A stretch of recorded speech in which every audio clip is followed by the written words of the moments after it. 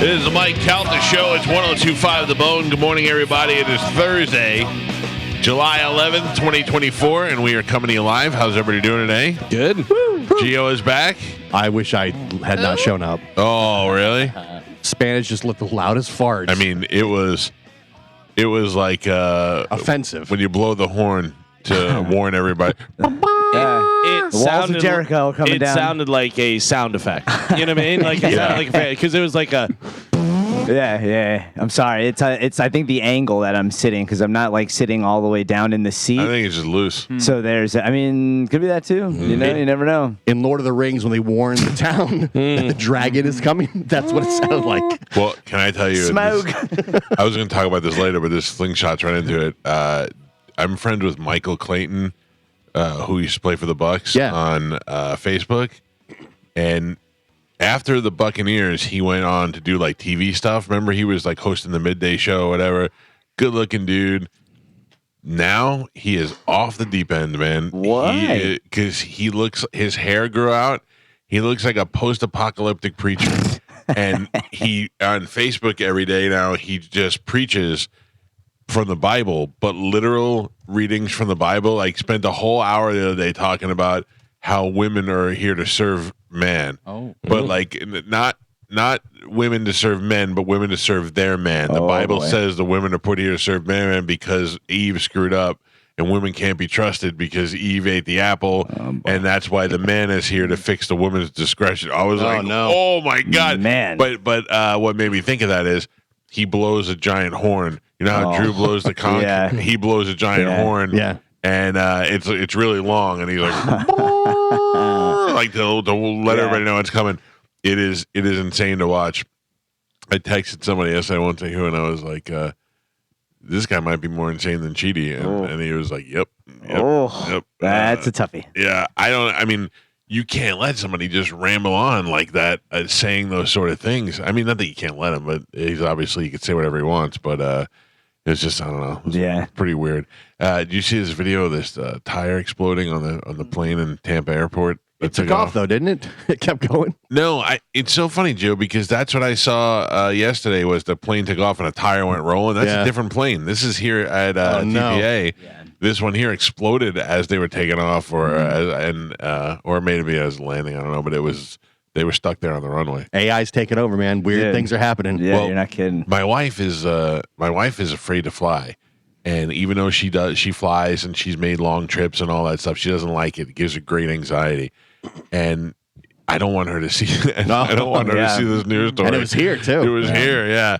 And then this one, the one with the lunatic on it that's biting people and stuff. Yeah. I said to her yesterday, I go, rest assured, and this is just her and I talking. I wasn't trying to be a tough guy or anything. I'm saying, if I'm on a plane and somebody flips out like that, I just need one head nod from a flight attendant. Like, if we're on a long flight, say we're going to, because we're talking about going to Switzerland this year. If we're on a flight going to Switzerland and somebody's wigging out, all I need to do is look at the flight attendant. If she gives me I'm snapping necks. There's nothing else you could do. You got to protect your family. Well, you don't have to snap necks, but you could just pull a Wolf of Wall Street and just duct tape them to the chair, and then when they come to, assuming they have duct tape. Oh yeah, that's a good point. Yeah. Well, I just think of like Bridesmaids when Melissa McCarthy keeps telling the guy he's an air marshal. Yeah. I know you're an air marshal. That scene on the airplane might be one of the funniest scenes in movies. That whole movie is fantastic. It really is. But when she keeps sneaking up to first class, Kristen Wiig is so funny. Anyway, so sorry. Yeah, sorry I farted, Gio. But it's good to have you back. Trumpet has sounded. That's awesome. No, but can you tell us where you went? These stories of your vacations blow my mind. I went to Georgia. I was there for. Now, what did you do in Georgia? We were camping in Georgia. Whose idea is this of all the camping places? Because your wife decided you were going to St. Louis last time, right? Yeah, it's my wife and the in-laws. They plan all this stuff. I just go along for the ride. These are your mother and father-in-law, or your brother-in-law? Okay, the whole family. Yeah. And when you say camping, are you in a tent? Are you in an RV? Are you in a cabin? No, I have a camper, like a trailer. You travel trailer? Yes. Oh, that's pretty cool. Where do you keep it? I keep it at my brother-in-law's house. Okay. He's got a nice little piece of property. All right. So you have your own. Now, when you say camper, I need to see pictures. I know, like, do you drive it or you pull it? No, you pull it, yeah. Okay. And the whole family could fit in there? Your whole family? Yeah, it's got like bunks and a bed and everything. It sleeps 5. My family's 5 people. Most important question, air conditioning? Oh, 100%. Okay. Yeah, it gets down to 50 degrees in there. Now, we were trying to figure this out yesterday on the show. Like, what do you guys do when you're camping? The consensus was basically you just like let the kids go play while you guys drink. That's exactly what happened. Okay, then that's what I wanted to know. Yeah, it's like I was in Georgia for a day, and then we were in Tellico Plains, Tennessee for like 3 days. And what do you do there? Same thing. You just pull up in a spot and that's it. Drink. My wife's uncle owns a campground up there. It's right on the side of the mountain, so you're sitting there in the mountains and hang out. We went tubing one day down the creek and stuff like that.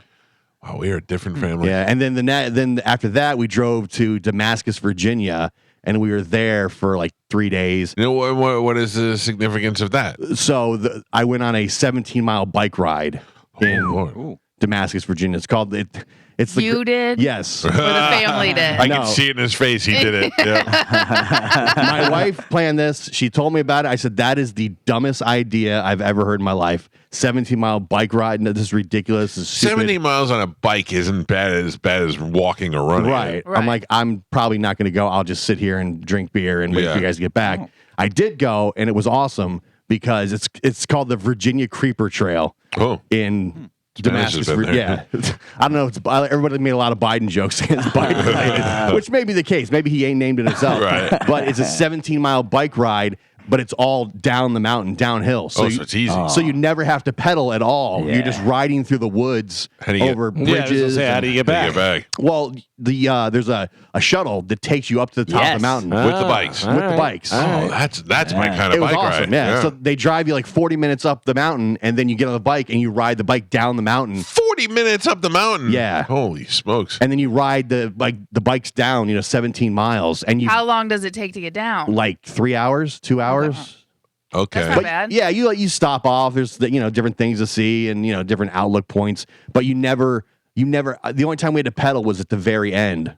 That sounds pretty cool. Yeah. All right. So far, I'm in. The idea that you're doing things makes it make more sense. Yeah. The worst part of the thing was that a lot of time we go to these campgrounds and they have like bathhouses, so there's a shower. All right, yeah. There's a shower. You and the dudes. There's running water and like toilets. Well, this time, the first time we've gone where there were no toilets at the campground. You had to use your own? So you got to go in the camper, which means you have to whatever goes in the camper has to then come out of the camper. What do you have? What do they call it? A cassette? It's just like a tube. Oh. And there's a whole process there, and it was very You got to hook it up and suck it out? Yeah. They Yeah. have A like a lot, dookie? a lot of people just do the trash bag. Yeah, well, I mean, my camper has plumbing and stuff, but Yeah, but you don't want to. Nobody wants to poop in their own camper. no. So it's like there's like holding tanks and stuff. It's just a mess. Well, I don't know. The campground doesn't have a toilet. Well, most do, but these two did not. Oof. But still, I've got water and everything, and it's great. Electricity. Yeah. I mean, camping sounds fun. Not that part of it, but the rest of it, yeah. It's stressful pulling the trailer, I feel like, but once you get there, it's not so bad. Dude, I drove to where did I drive? I drove somewhere, and I pulled my trailer and my golf cart with me, and the whole time I just kept waiting. Like I kept seeing it a little bit on the left, a little bit on the right, a little bit on the left, a little bit on the right. I was like, any minute it's just gonna snap right. Oh yeah, and I'm driving 15 hours down 75. Yeah. It's very stressful. But like my whole family, they all have travel trailers, so we all just, That's fun. That's a fun time. Yeah, it's not. You like your family, man. Yeah. I mean, I bitched the entire time, which my family pointed out to me. Yeah. But then by the end, I'm like, oh, that was actually fun. Even though I literally complained the entire time about everything we did. I'm like, I don't want to go tubing. Tubing's stupid. Oh, tubing was great. That was a lot of fun. Yeah, I don't.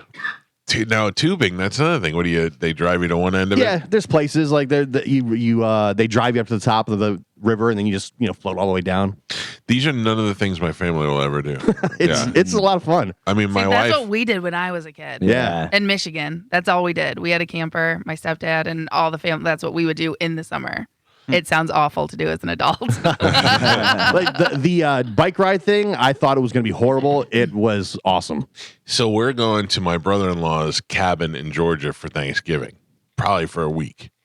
And that sounds kind of cool, but I asked him, I'm like, so what are we doing up there? Like, I feel like it's going to be a lot of us sitting around than me asking if I can go out and shoot guns in the backyard. Yeah. That's what I say to my wife and in-laws. I'm like, what, we're going to go there, and then what do we do? Just sit there? Just sit there. And they're like, yeah, we'll hang out and make some food and talk. Yeah, It's great. It's awesome. Are you guys cooking your Play own food games. too? Yeah. But none of them drink except me. Oh, really? And my brother-in-law, Marty, who didn't go this time. Oh, what Yeah, about so- Rough Shot Todd? Yeah, no, he's not part of that family. Okay. He's not They welcome. That makes they don't sense. like him either? Excommunicado. So it's just me. Everybody goes to bed at like 9 o'clock, and it's just me on the side of the mountain, just drinking by myself That sounds awesome. until I hear something like rattle in the woods, and then I get freaked out.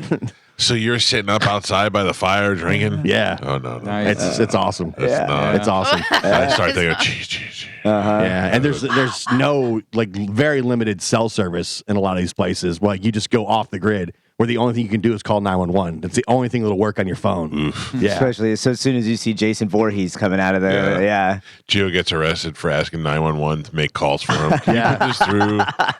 like your phone goes into SOS mode, and that's the only Yeah. thing that works. That's crazy.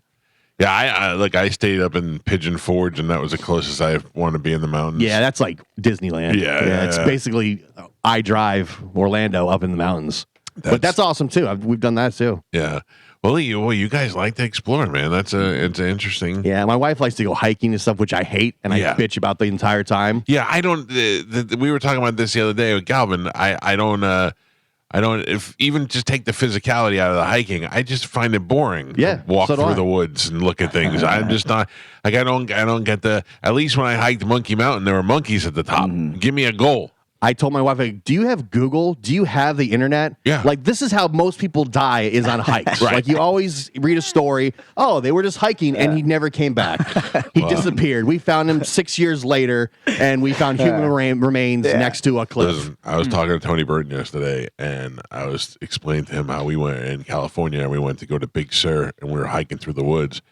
And in California, in certain parts of California, it's bright as day, and then all of a sudden it decides it's night, and it just turned dark. Like I remember one of the first times I was there as an adult, I called Bert on the way down. I was on the way to go meet Bert, and I go, "Is everything okay?" And he's like, "Yeah, why?" I go, "I don't know. It was just I was getting gas, and by the time I was done with getting gas, it got dark. It just gets dark in a minute and a half." He goes, "Oh yeah, that's just California." But you get up to Big Sur, you look at the waterfall, you're like, okay, cool. Then you head back, and heading back, I thought for sure one of us was going to fall, and if that one person was my wife, I would go to jail because of all the time to talk about killing her by pushing her off a cliff. I never got any points for Julian Sands, who went wandering off. They never missing. found him, I don't think. Yeah. I thought they found remains that they Eventually. Yeah. They did? But we had decided because we also didn't know when he when went he out. died. Yeah, that Right, was the so- thing. But it was a long time before they oh found yeah, him. Like months. for sure. Yeah. Hey, we haven't had any deaths in a while, or none that related to our I do have some deaths to report news good. today, Okay. but we'll see if we get any points. I love that with Alec Baldwin on trial for this, they're still making this movie. This Rust movie is still coming out, and will it be better than Horizon?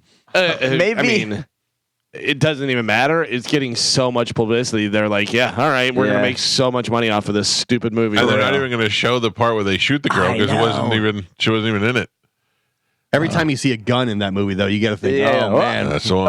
that's There's that the it? weapon. that gun's going to kill that woman in 2 days. It was the preview. By the way, they did identify Julian Sands. Yeah. They got a they finger? said they found a missing hiker, bones or whatever, and they identified it as that dude. A lot of missing hiker stories. Yeah. Which I gotta tell you, I think a lot of those people are like, I'm going to die. Yeah. Like this is how I do it, whatever. Because if you're that dumb to go hiking by yourself and not leave any kind of information or The last thing I'm going to do is exercise before I die. Yeah. Well, it's like the people that go to Vegas and because like they lost all their money or something, so they take a big loan out. They go to Vegas. They just have the wildest night of their life and then end it. Well, that's why Vegas doesn't have the windows don't open in the hotels. Oh, and yeah.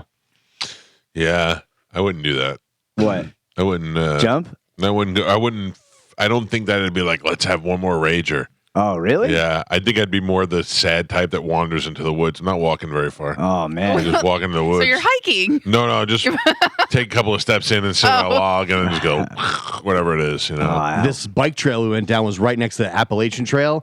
And you would go and there'd be like weirdos just like out in the woods, like camping. And I'm like, that guy's probably a serial killer. Like that's where you go. If you're walking the Appalachian Trail, you're either a serial killer or you're figuring out that you're gay. Yep. Yeah.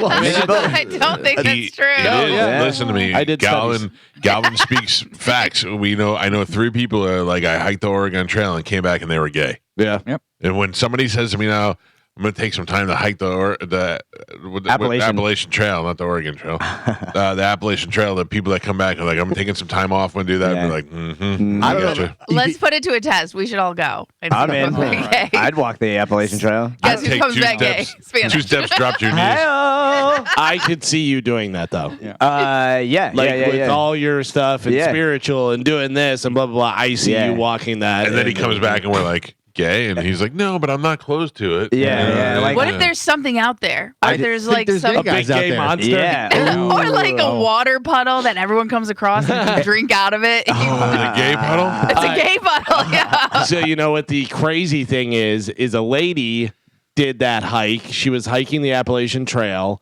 and was in contact with her husband and then had no contact with them. They sent out search parties, did all this stuff. It was, I don't know, months later, they found her. She was about 400 feet from the highway. She had no idea where she was. She couldn't hear anything? I don't know. She was deaf, yeah. Oh, Jesus. Oh, no, we're not doing that? Wow. There's a movie with that lady who played Kimmy Schmidt. I don't know her name. Yeah, the redhead. But that's literally the premise of the movie. She's like, she quits her job. She loses her boyfriend. She's like, I just need to find myself, and then she goes for a hike. It's actually really cute. Not for you guys, but for ladies. Did she meet a guy out there? For ladies out there, it is very cute. She finds herself. She's a strong, empowered woman by the end of it. Like I said, it's not for you guys. Not for you either. It's giving you false hope. Giving you false hope about changing your ways. I'm going. I'm going on this hike. Yeah, do it, lesbian. I like the plot of Kimmy Schmidt better, where John Hamm takes them all. Yeah, so good. They're all mole women. They live underground. That was a funny show. That was a really funny show. There were like bald, shirtless men out in the woods. Just being woodsmen. Sounds right. Sounds right. We were going down the trail, and I saw like a little thing of smoke.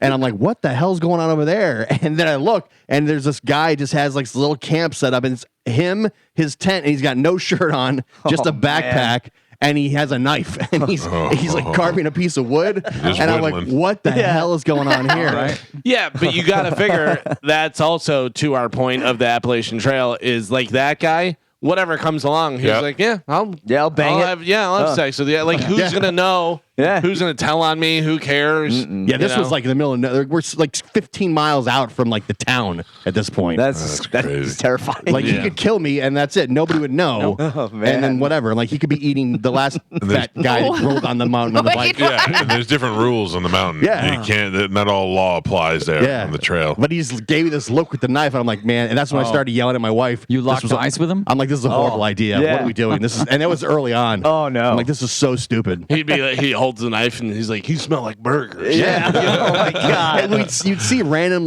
just tents, almost like little homeless encampments along the trail, way up the side of the mountain. I wonder if that's people who just like decided to live there, like a little commune, or if it's people who I just think Well, and they probably leave them alone if they're homeless people. Like if you're out in Yeah. You know what I mean? Like that's probably the safest place for them, so no one takes their stuff. I think it's people just hike the trail through the woods for like a week, and eat, those MREs or whatever and stuff. Berries. Oh, that Appalachian Trail, the people are out there for a long time. I mean, that's a long trail. Yeah, we'd see like the entryways to the trail and stuff. Right.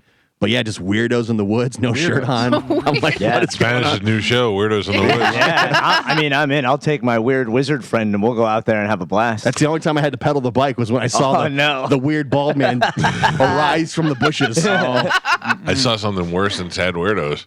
You and Shark just sitting at a picnic table discussing the ocean? Yeah. Wait, what? No, we weren't discussing the ocean. It said something about water. On there. Yeah. We were discussing life. It was an Alan Watts quote.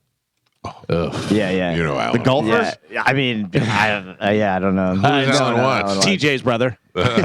Oh. By the way, real quick, it takes 5 to 7 months to hike the entire Appalachian Yeah. Trail. Yeah. That's what makes you And gay. If that average pace of 14 to 20 miles per day. Yeah, that one dude, he looked like he'd been up there a long time. Are there like convenience stores along the way? Or? No. On the bike trail, at one point, there was like a small like store Yeah, like that had like, It's over 2,000 miles. yeah. I knew 3 people that hiked the Appalachian Trail and came back and were like, I'm gay. really. Yeah, All that- 3. All 3, I swear to God. And then one dude used to work for the Rays ticket office, but I don't know that he got gay on the trail. He came back and he had long hair, and I hadn't seen him. And he goes, "Hey, I go, hey, I haven't seen you in a while." He goes, "Yeah, I took some time off, hiked the Appalachian Trail," and I went, "Oh." Yeah. But Well, I he was didn't, gonna he didn't say, seem like he was number 4 though. was there any signs before that? Was there? Okay. For not him, but some of the other people. It's not like they went in straight as arrows and came back No. and was like, "Ooh, I No, got they that." were. They were. I think they were finding themselves. Sometimes those people don't want to admit to themselves that they are. So it says it on average takes 5 to 7 months to hike the trail. I know there's the ultra runners will run it and stuff. This guy did it in 41 days. Isn't that crazy? Old Joe String Bean McConaughey. I do feel like that man would have invited me into his tent. Oh, had I for walked- sure. Had I For sure. walked Would've never down came the out. thing. And then you would Would have you became go? his tent. Yeah. Skinned you and made you. He had the knife. He either would have stabbed me or he would have stabbed me. Dude, he was just making waffles, man. He wanted to share, It was very scary. What if you're riding by and he was just sitting on a box taking a dump? Oh my god. That's possible What are you too. doing? Yeah. He's the kind of guy that puts a knife to your throat and says, "Struggle, I like it." Oh my god. Go ahead and scream. They What can't kind hear of you. porn are you watching? Yeah. The good kind. Good times. Yeah. I watched last night 4 episodes of The Honeymooners back to back. God damn, that's a funny show. That is a really funny. Like Just they were way beating ahead of his their wife. time. Wait. He liked to talk a lot of game, but she definitely ruled the roost. And then I never thought about this, but Alice, the woman who played Ralph Cramden's wife, he didn't want to hire her because she was too pretty. And I remember as a kid going, "She's pretty," but looking at her now, she really was a pretty woman. They just made her up to look really awful. Weren't they trying to cancel that because there was a lot of racist humor throughout the show? No, Or not the sexist Honeymooners. stuff? No? Sexist stuff for Yeah. sure. Definitely sexist. I remember Yeah. it was like that when cancel culture was really kicking off. That was one of the shows on the list. Oh, or it's something. 100% sexist, but Yeah. it's also like kind of all in the family where he's being completely sexist, but you realize he's the dummy and she's Right. the smart one, But it was good. I watched a couple episodes. I hadn't watched the show in a while. It's funny. Anybody ever sell anything on Facebook? Not on Facebook, but I have sold stuff like on that Offer Up or Let Go or one of those? Yeah, where, I've it's, where bought- it's a local thing, I've bought stuff on the Facebook Yeah, me marketplace. too. Me too. I bought stuff before. My wife sold a lot of my kids' toys when they grew out of them. Oh, really? Yeah. Cool. Oh, my wife should sell our kids toys. It just somehow makes its way into the garage. Oh, we had like $300 dollhouses we sold for $10, which Dude. was awesome. Well, I found, or I didn't find it. Juliana found that we got her a hobby horse, like one of those little rocking horses, but it's attached to a what do they call those Like things? little wheels. Oh, the but hoverboard. Hoverboard. I It's saw it. attached to a Oh. hoverboard, so you would just lean forward and the thing would go. That's cool. Yeah, but also she's 11 now, and it's still in my garage. What do we do with that? You know, Oh, what I Joe mean? rides it. I saw Yeah, him. Yeah. That's That- true. I that'd gotta be honest hilarious. with you. That one out there, Yeah. it looks a little bit like it's a sex contraption. Doesn't it? 'Cause it's got, Yeah. it has like leather straps and stuff. It's a horse. I know. Yeah, but- Oh, yeah, okay. I don't know whether you know what people do with horses. Again, I ask you, what kind of porn are you watching? all the stuff you loan me. I did wonder, why is this out here? I walked past it the other day and I was like, Yeah. We need old a- rum chata gonna take that home? Yeah. We You need never a know. serious. We have this place called Storagami that brought us those racks. Yeah. and we need a serious junk jockeys decluttering to put those racks there and put everything away. Let me know for Yeah. sure. Oh, I we got to just get the time to pull all that stuff out. But the reason why I was asking is because Tammy Baltaggy.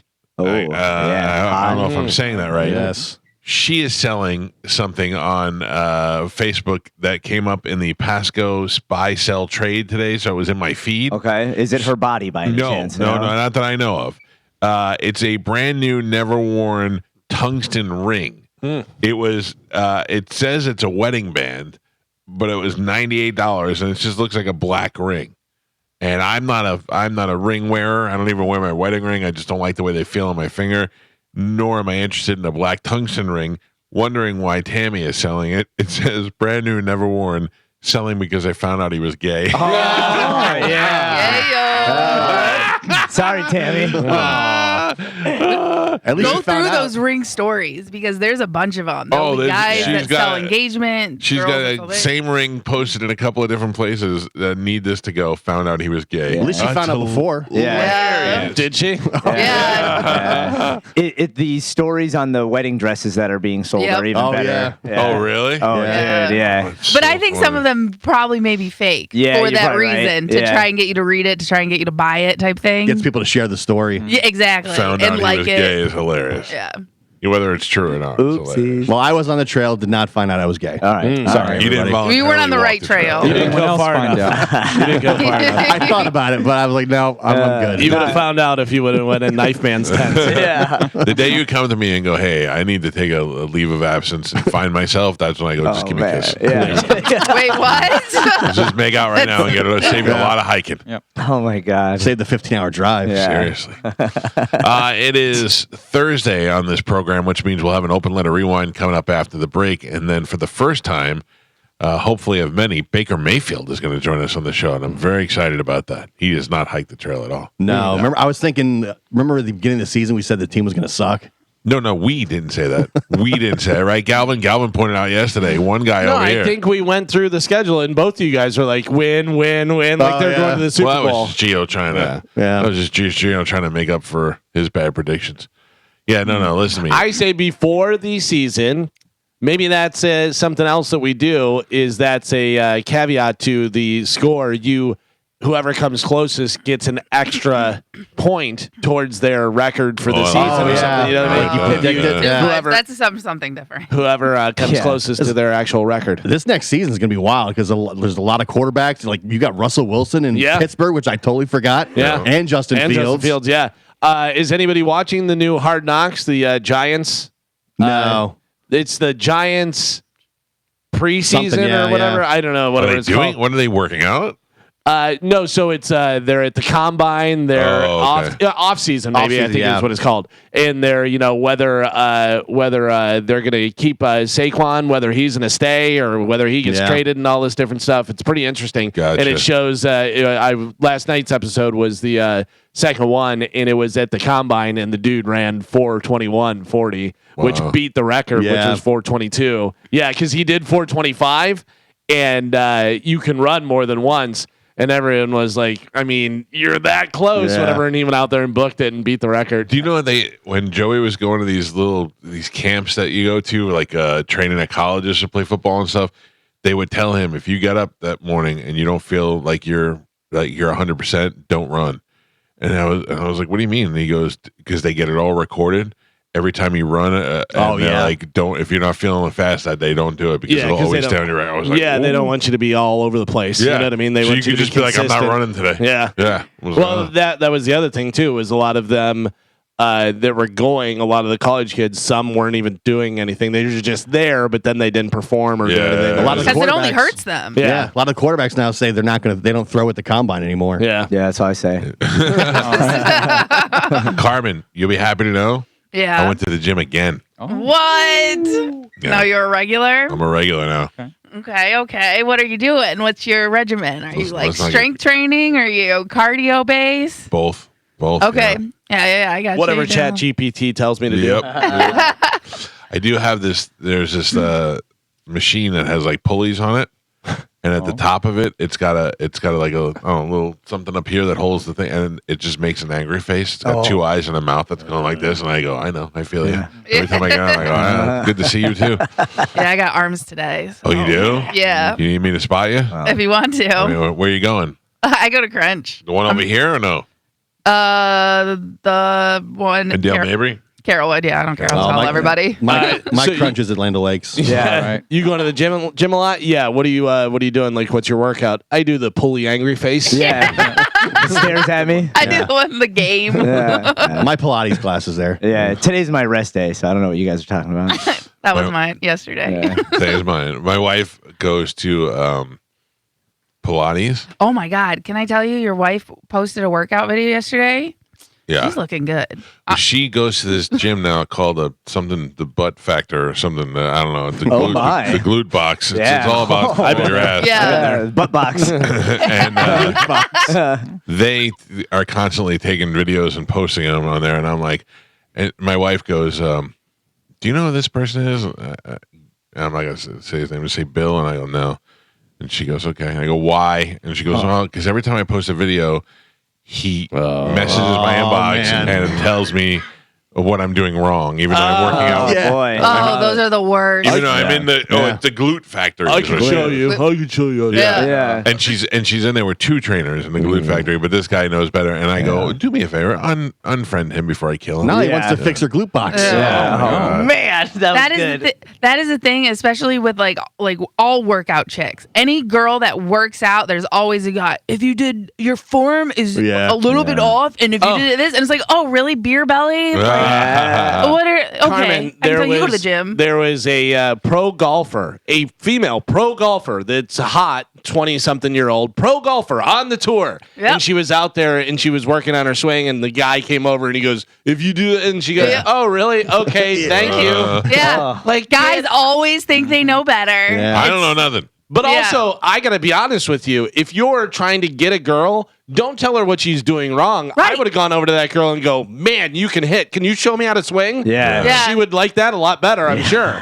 Oh, there's so many times when I'm on the golf course that guys try and fix my swing, and then they shank it, and I'm like, oh, really? Should I do what you do? Like, anytime I went golfing with Chad and his friends, they'd be like, oh, man, you got a nice swing, but if you did this, I was like, okay, I've taken, like, actual lessons from actual pros before. Yeah. We're not all like that, Carmen. Suck I it. gotta tell you, I don't think I've ever told a woman anything. Me either. I've never said, if you did this on anything, I know nothing better. Yeah, right? That is the most annoying thing. That if I'm drunk enough, I'll punch you. I don't know. I don't know that this guy in my wife's DMs is a trainer or just somebody trying to make conversation. Yeah. He's just a douche. There's a lot of those. Yeah, there are. I noticed you go to the glute factory. Yeah. But see, but like back to kind of tie in Spanish. That's what all your dating stories. Yeah. All the girls. This is why you can actually meet really like girls out of your league. Yeah. Is because guys are like that. Yeah. All the time. Yeah. So then they find someone like Spanish, like, hey, let's walk the pier and hang in a hammock, and they're like, you're not gonna be mean to me? Like, it's weird. I mean, thank you, I think. You're welcome. It was a compliment, backhanded, Okay. but Yeah, it was a compliment nonetheless. Ouch, but thanks. You're welcome. The video I saw, I thought you and Shark were dating. Yeah, well, listen, we're going to hike the Appalachian Trail in a couple weeks. Also, Wait. if I was going to date a guy, he'd look like Shark. Yeah. Like it was you and Shark at a picnic table just looking at each other. Yeah. in the Talking eyes. about the ocean. And Yeah. I couldn't hear what it said, but I'm like, oh, this is where they admit that, listen, we should just get it out there. Yeah. Grab my ponytail. Yeah. Just 2 little lovers. Yeah. All right, we got a good show today. Baker Mayfield's going to join us on the program. We'll talk to him a little bit later on in the show. We'll take a quick break, and during this break, but when we come back, we'll do the open letter rewind. And then, of course, we have Sporkle, which should be crazy different now that Gio's back. It's the Mike Calta Show. This is 102.5 The Bone. Carmen is the keeper of Sporkle. Pap is your judge and scorekeeper. Gio is back to make the game whole again. Damn right. Carmen, what are we playing today?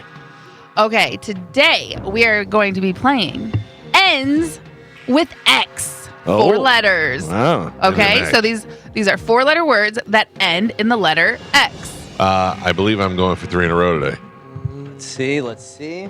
So, A streak. You are, no, you have to be, it would be 3 because we canceled your rule. So right, that's but right. it'd Yeah. still be going for 3 in a row. Yeah. Okay. My rule got canceled while you were gone. Galvin doubled me. I'm not surprised, but Yeah, yeah. I didn't pick it up, but listeners were nice enough to call in and destroy it and take it away from me. Thanks, jerks. All right, Carmen, words and end in X. 4-letter words. 4-letter words and And end in an X. X. Alrighty. Yes. I got Okay. one. Here we go.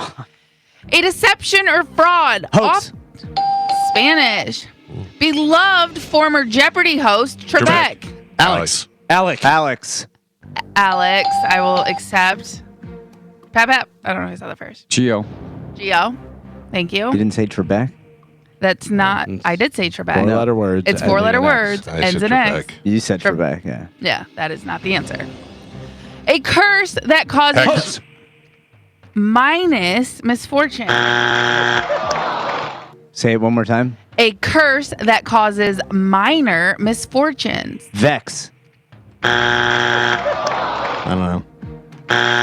Jinx. Yeah. Easy. Curse. Yeah. Yep. It is. The bobcat is the smallest Lynx. species. Spanish. Many soccer teams share a name with this Trojan War hero. Many soccer teams share a name with this Trojan Sphinx? War hero. I was looking for Ajax.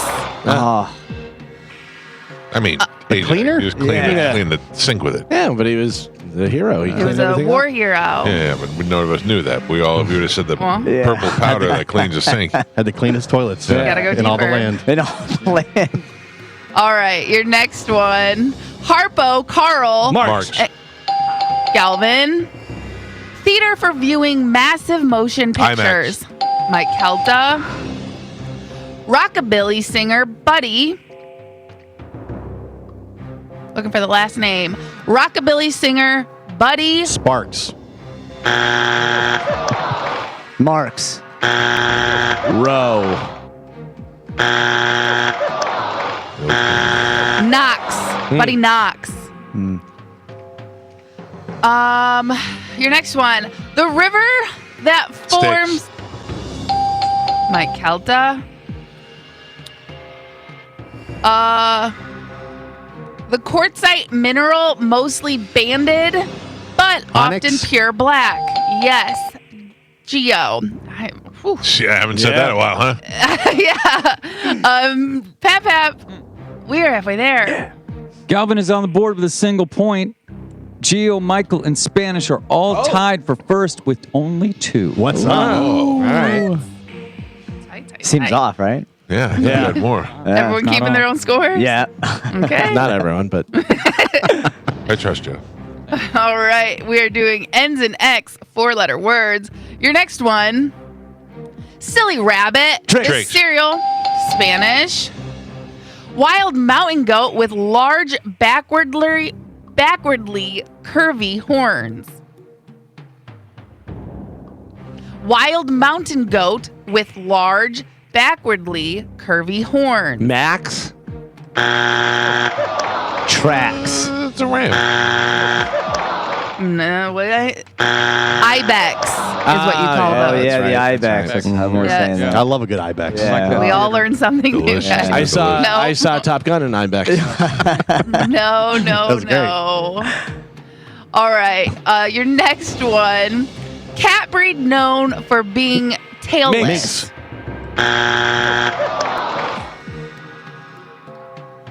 Pinks. Did everyone guess? Manx. MANX. Does not mean Manx. Manx. Nope. Yeah. That is a different type of cat. Okay. Okay. All right. Highest point of a Apex. triangle. Mike, right? Is that what I heard? Yeah, Okay. my sexy voice. Memphis record label that was home to Booker T and the MGs, Sam and Dave, Otis Redding, and other 60s soul stars. Epics. Memphis record label. Wax. That's a good guess. I don't know. Yeah. Stax. Yeah. That's it, yeah. Point Joe. Don't stand in the. You're grinning the whole time in the corner. And Yeah, it's it throwing throws me you off, right? Yeah. That's right. Yeah, He's like smiling. shaking his head like he knew it. He did. He got a point. Stupid puppet. Look away! Look away! All right, your next one. One thing leads to another for this 80s Fix. band. Galvin. One won an Emmy in 1972. Another won an Oscar in 2005. One won an Emmy in 1972. Another won an Oscar in 2005. Drax. Flicks.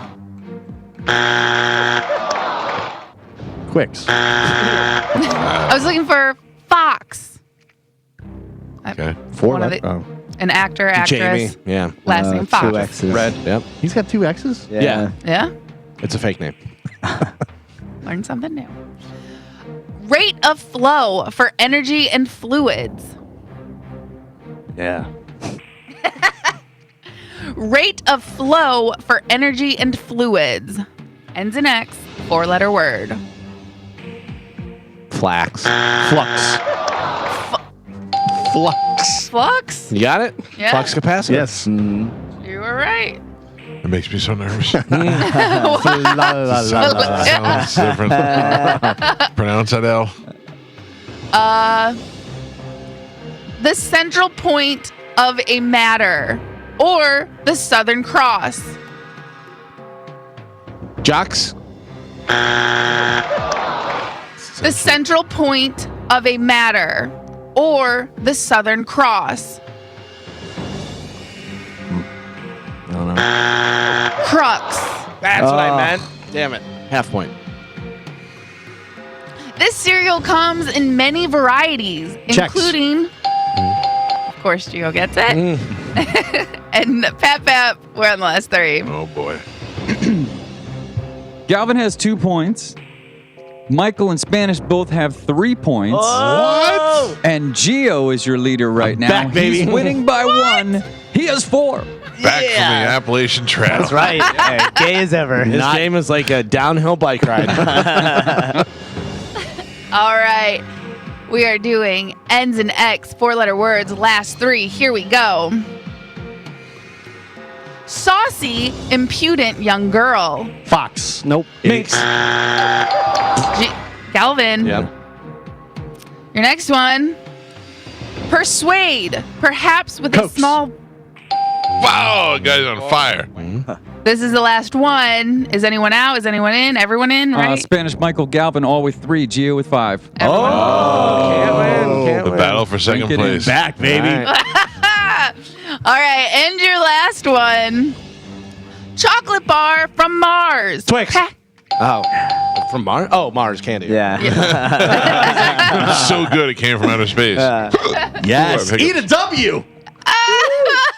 Your final score, Michael and Spanish both with 3 points. Galvin with Idiots. 4. And Gio is your champion today. He won with 5. Streak Slayer. Wow. Welcome back. It's hard for Joe even to say it. Very difficult. It's hard for me to say. His mouth isn't used to formulating those words.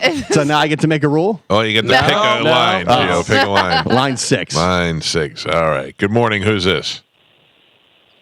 This is Pam. Hi, Pam. How are you doing? I'm doing fabulous. How are you? Hell yeah, Pam. You are the winner on a rare Geo victory, Pam. I'm going to put you on hold, and Carmen will grab you during the break, and we'll hook you up with a prize, okay?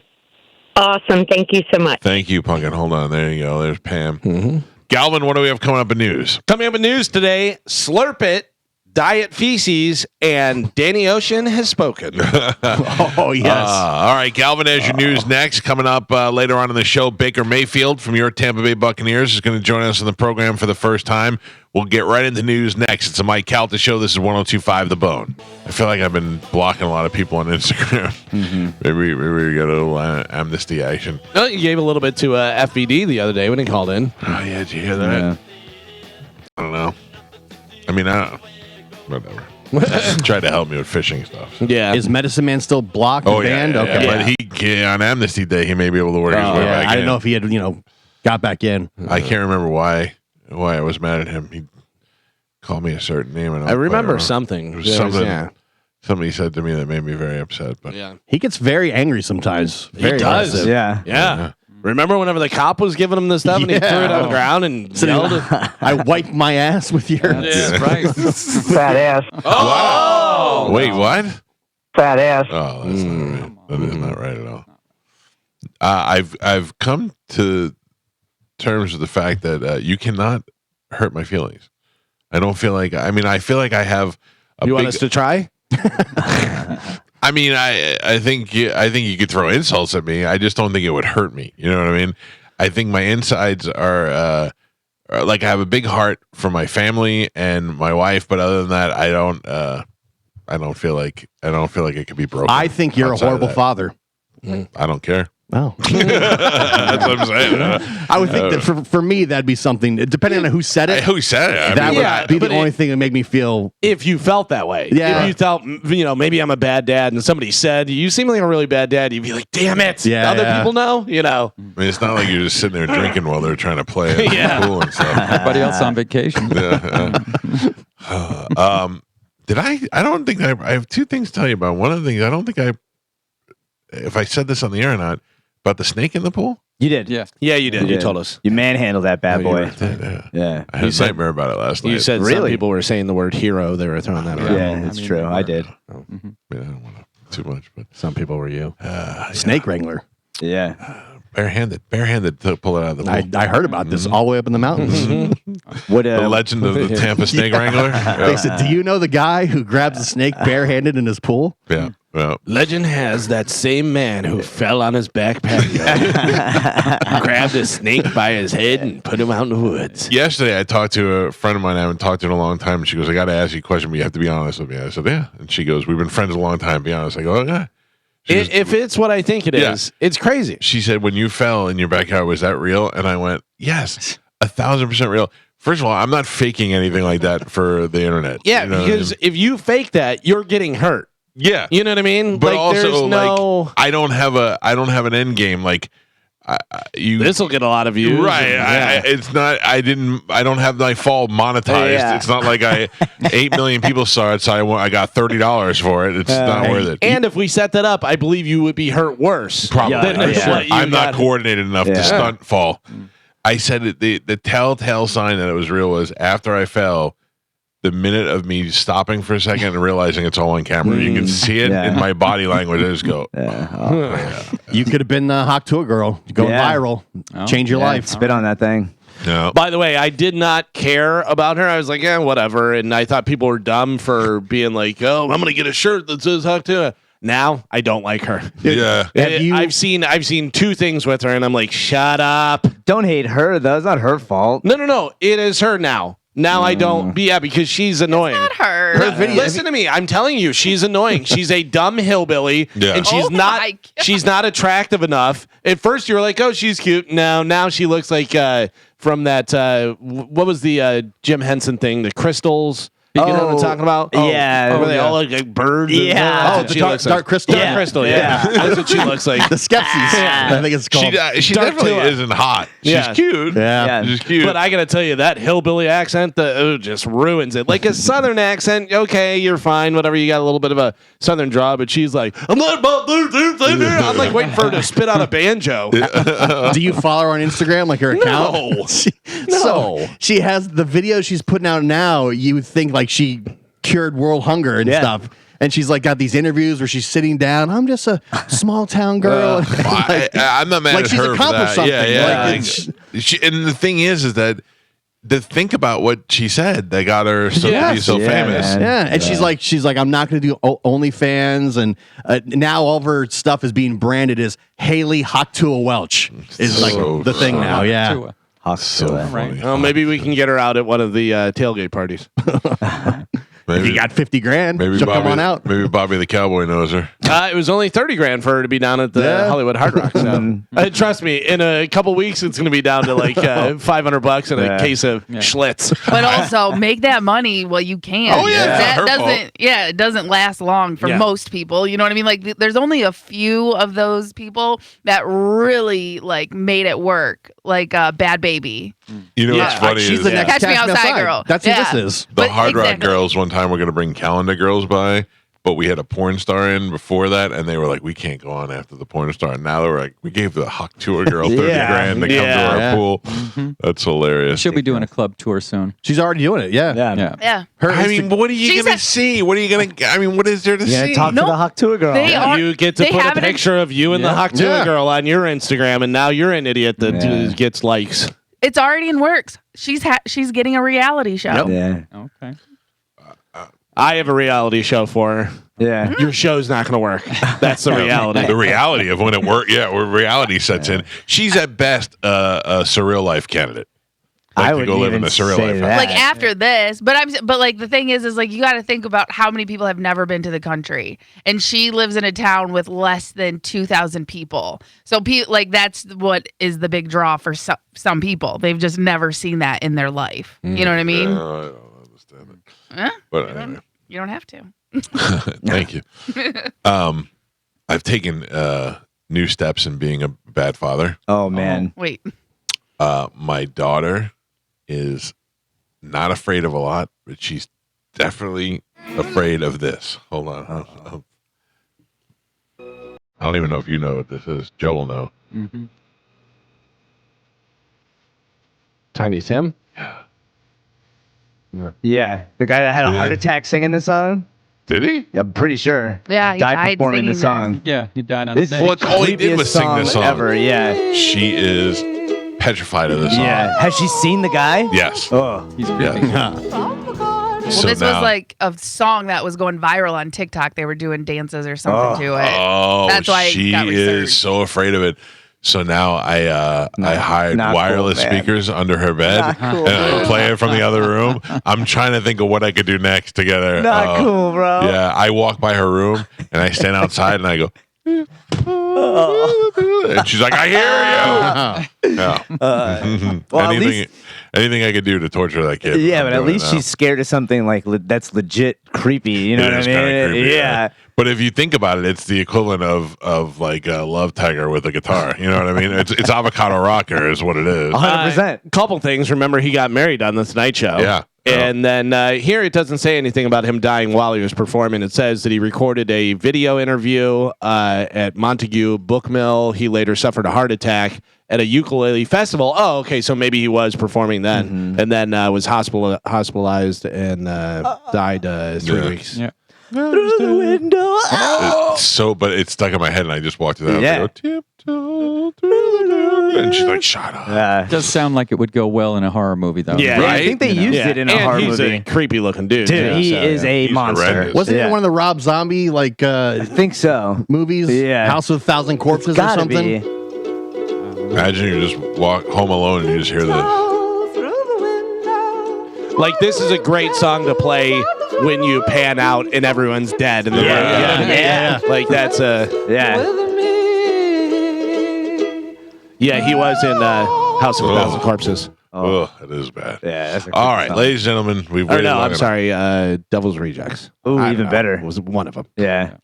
Devil's Reject scares me. Great Devil's movie. Rejects is a wild movie. Great Just all those people, everybody in that movie. Yeah. is- Oh.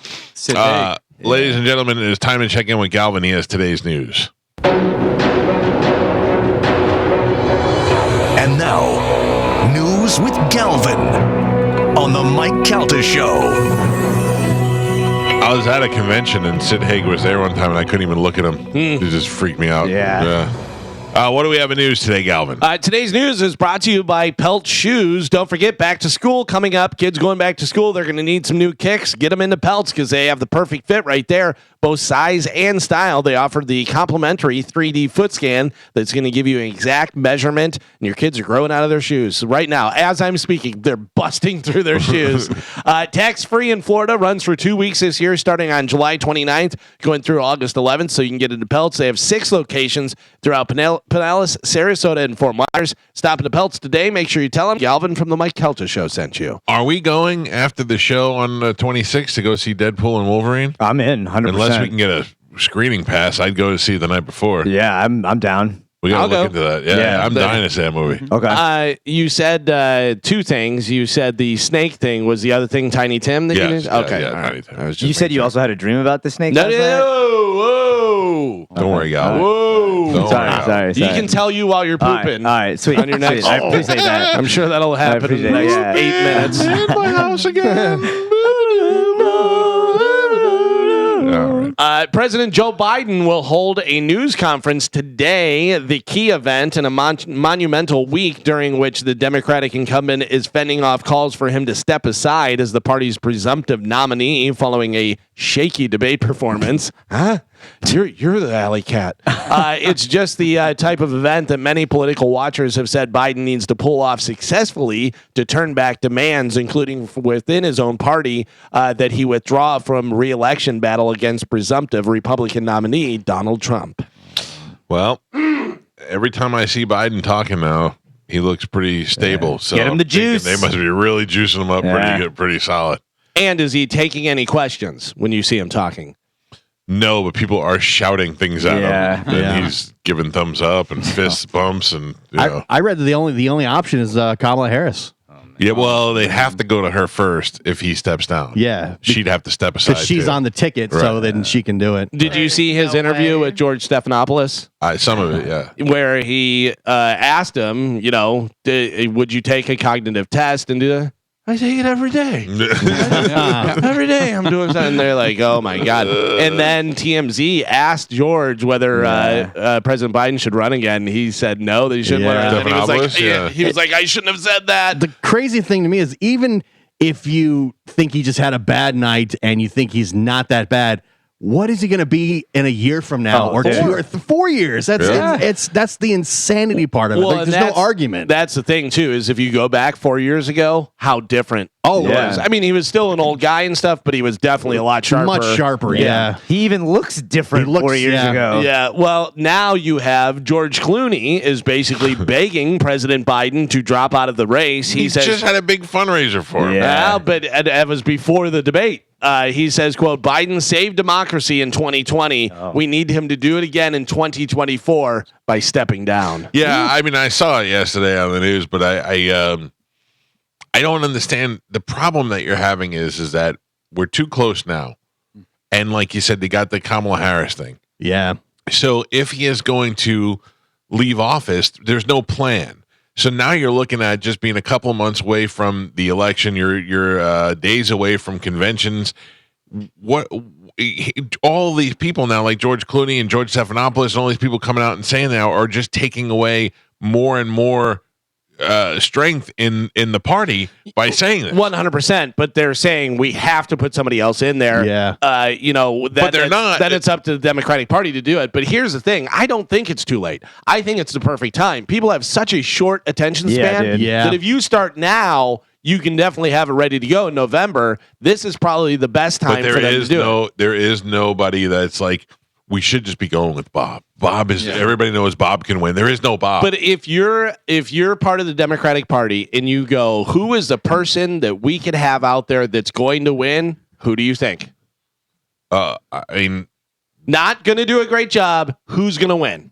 Who's going to beat Trump? Yeah. I don't know. Michelle Obama. It is. It is. That is the answer. I think there's enough people that don't want to vote for a woman. Enough people don't want to vote for a black woman. I think there's enough people that want to vote for a woman and want to vote for a black woman. And just because Democrat and she's younger and she's, taking over and she's going to save democracy, do all that stuff. I think a lot of people are going to do it. She said just the opposite of her. Of course, you got to build it up. But I was reading that it would be, because of campaign finance law, it'd be extremely difficult at this point to go to anybody else besides like Kamala Harris, and then you'd add like a Gavin Newsom or somebody on the VP, because the money that the Democrats have raised, you can't transfer to another candidate. Well, I'm telling you right now, if it is Kamala Harris, bye-bye. Yeah, Trump wins so easy. I don't know, man. Yeah, really? There are a lot of never Trumpers. It doesn't matter who. I know, but there's also a lot of people that said, "Listen, I'm a Democratic. I'm the lifelong Democrat. There's no way I'm voting for Joe Biden after that debate." That's probably, but like Trump's never won in a landslide. It's always been, even when he got the president, it was his razor thin margin. Yeah, So why. it's like, why? Yeah, count them votes. Yeah. I talked to a friend of mine last night who's super liberal, and she's like, "Are you voting for the orange man?" And I go, "Are you voting for the guy who funneled money through the Ukraine?" Thank you. And she goes, you mean the guy that overturned Roe versus Wade? I go, "Hey, listen." I go, why are you Biden people so willing to overlook any crimes that he may have committed? And she said, "Oh no, they're all criminals." So I go, "So you're choosing for the less of the criminal?" I was like, stop it. Yeah, you're not inviting him to dinner. Yeah, just don't make the other one look like he's so bad. And is he really less of a criminal? No. He's not. I feel like he's worse. Yeah. He hasn't been indicted, charged, or convicted. Right. Yeah. Yeah. So it's all basically hearsay. If you take away all of the white noise that each party is doing to each other, one versus the other, really the major difference is Trump supports the middle class and Biden doesn't. That is like the most obvious. But then they say there's no middle class anymore. It's Shrinking. for It's sure. shrinking. But if you get the proper people in there. But here's the thing: is you're saying vote for the lesser of the two criminals. I don't care. They're both criminals. So whoever's making me more money. That's the thing. Yeah. Yeah. That's the dude, one, yeah. So, I don't think we need a president anymore. I just go no president. Yeah, I mean, really, you should have a council. Yeah. Would be the best. You way got to the do it. House, the Senate. They make the laws. Like we don't All even- futuristic movies have councils. Yeah. So just go no president. I'm I fine agree. with that. But the problem is that if I don't think we could do a council until we get some type of term limits for the congressmen and the senators, because those people are just raking in the Do cash. you see the thing with Trump and Biden and Pelosi and I forget who the other person was, another person that was in there, and they're like, just go be a grandparent. Go home. Stop Yeah. it. Time to wrap it up. Two people are now facing charges after a pride mural in St. Petersburg was defaced twice in less than 1 week. Antonio Silvestri, 30 years old, was arrested on Tuesday and charged with a felony. Police say that he was caught on camera doing a, quote, burnout-style maneuver in his vehicle on the Pride Street mural at Central Avenue and 25th Street. I'll show them gays. Yeah, according to St. Pete police, he left tire marks across the rainbow mural and caused significant damage. There's a picture of him. Now, do you think he's like, I'm gay too, but I can't tell anyone? Is that what it is? 100%. This way they'll never find out. Yeah. Damn it, I never should have let that guy touch my thigh. I liked it too much. Oh, you think I'm gay? Watch this. I know you guys are all very excited about Copa America. When will it end? It'll end on Sunday. Colombia is heading to the Copa America final. At the Copa America. Colombia outlasted Uruguay 1-0 during the Copa America semifinal last night in front of 70,000 people, more than 70,000 people in Charlotte. The Copa America 2024 final is set. Colombia will face who?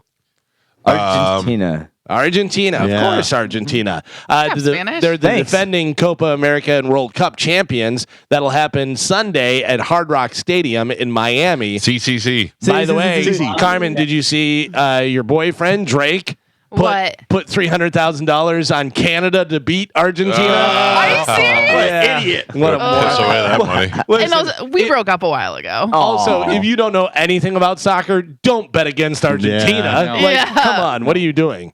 That's crazy. So it was 1-0 last night. I got to tell you, soccer, that's the big problem. Is it's 90 minutes plus whatever, delay time, 90 minutes, and it's 1-0. Yeah. Snooze. I was gonna say they should make this field smaller.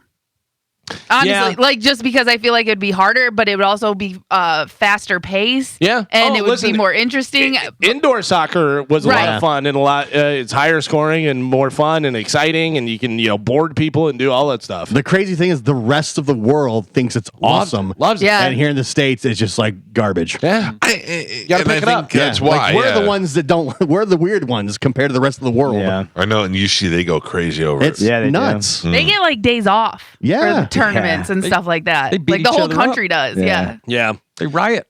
Speaking of sports, Tampa Bay Rays shortstop Wander Franco, once considered baseball's top young prospect, has been formally charged He's with a young prospector, right? with sexually abusing a 14-year-old girl in the Dominican Republic. The indictment includes the girl's mother. I don't know whether we knew this. Prosecutors said that Franco paid her thousands of dollars to consent to the abuse, which reportedly lasted 4 months. The girl's mother remains under house arrest and faces a money laundering charge. Listen, what are you getting So- I sit and I'd be like, I would never do that. But what's the going rate? Well, I'm what Your was, curious. daughter. what was his contract that he signed? Wasn't it Oh, like it's like 250 million or something crazy? It was over 100 million, I believe. It was. I think it was the highest contract that the Rays had ever given a player. Wow. So then now I'm wondering who turned him in. Because usually it would be the parent of the child that's being abused. Could have right? been the girl. The girl could have told her friends, and Yeah. they told their parents, or who knows how it goes. Right. But yeah. I found out he was still getting paid up until this week when he was formally charged. I think it was yesterday. They just said that Major League Baseball cut him out because he was on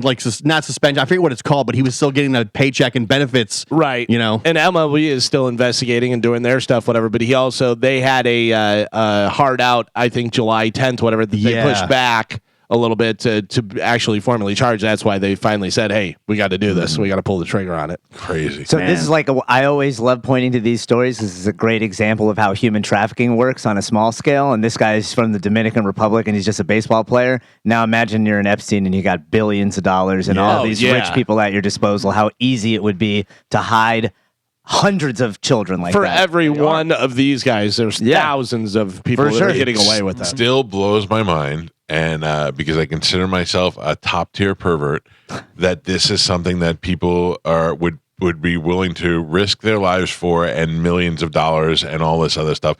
Like the idea that all those people who are associated with Jeffrey Epstein, and all these people supposedly in Hollywood, it's just like where is all this coming from? Like what?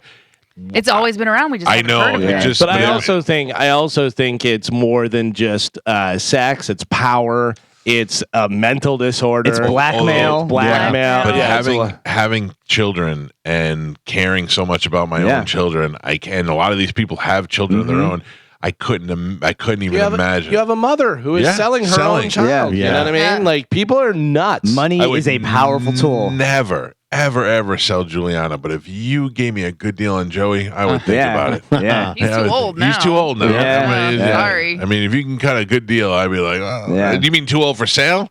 Yeah. Oh, be surprised. He's 17. He's about to be 18. He's got abs though. He's washed up. He looks too old. He looks too old. I have to go to a different crowd. I can't go to the window of opportunity is closed. No, you may be able to sell him to Knife Man out in the woods. Right. Knife Man. Let the bidding begin. Well, there's a clip that goes around of all the celebrities that are like with kids or make jokes about it, and the age range that they like the most, or that's always referenced in their jokes or whatever, are 10 to 12. That's a sweet spot. That is because that's what is it? What do they get from him? Spanish, like the what's that? I don't know what you're talking about. No, the blood. Adrenochrome. Adrenochrome. That is like the sweet spot. After that, you don't get as much, and it doesn't work as well. Yeah. That's the theory. Do you think that the guy that made Dr. Sleep, the second Yes, I do. part, that he was 100%. trying to put that out there, that he was 100%. saying, hey, this is what's happening in Hollywood, and this is what's happening. Same with what's his name? The guy who wrote It. The Stephen clown King? movie. Yeah, Stephen King. Oh, yeah. Because that's basically what that clown does is he scares the hell out of kids and then eats them. Right. And they taste scares better. them because they taste better Yeah. when they I read that. That was Isn't the that same crazy? thing with Dr. Sleep. Yeah. That's what they do, is they scare the kids and then they Yep. And they suck say all the that's stuff out of them. And they say that's how they get away with it is they put it in their films and shows and stuff like that, and by them doing that, they're telling you what they're actually doing, and they're confessing it, which makes it okay. Like in their mind, like in their religion or whatever, following Satanism? their Yeah. whatever they're doing. Don't but, get Satan in this. It's not. I don't believe in Satan, but but it makes it okay. I think it's crazy that Wander Franco is now facing all these charges and he's going to be fined and all that. And it's been 5 years since Epstein's been arrested and killed himself. That we still have no idea. They have a full list of who people that were buying stuff off him, and they won't release that Too list. much money Right. involved.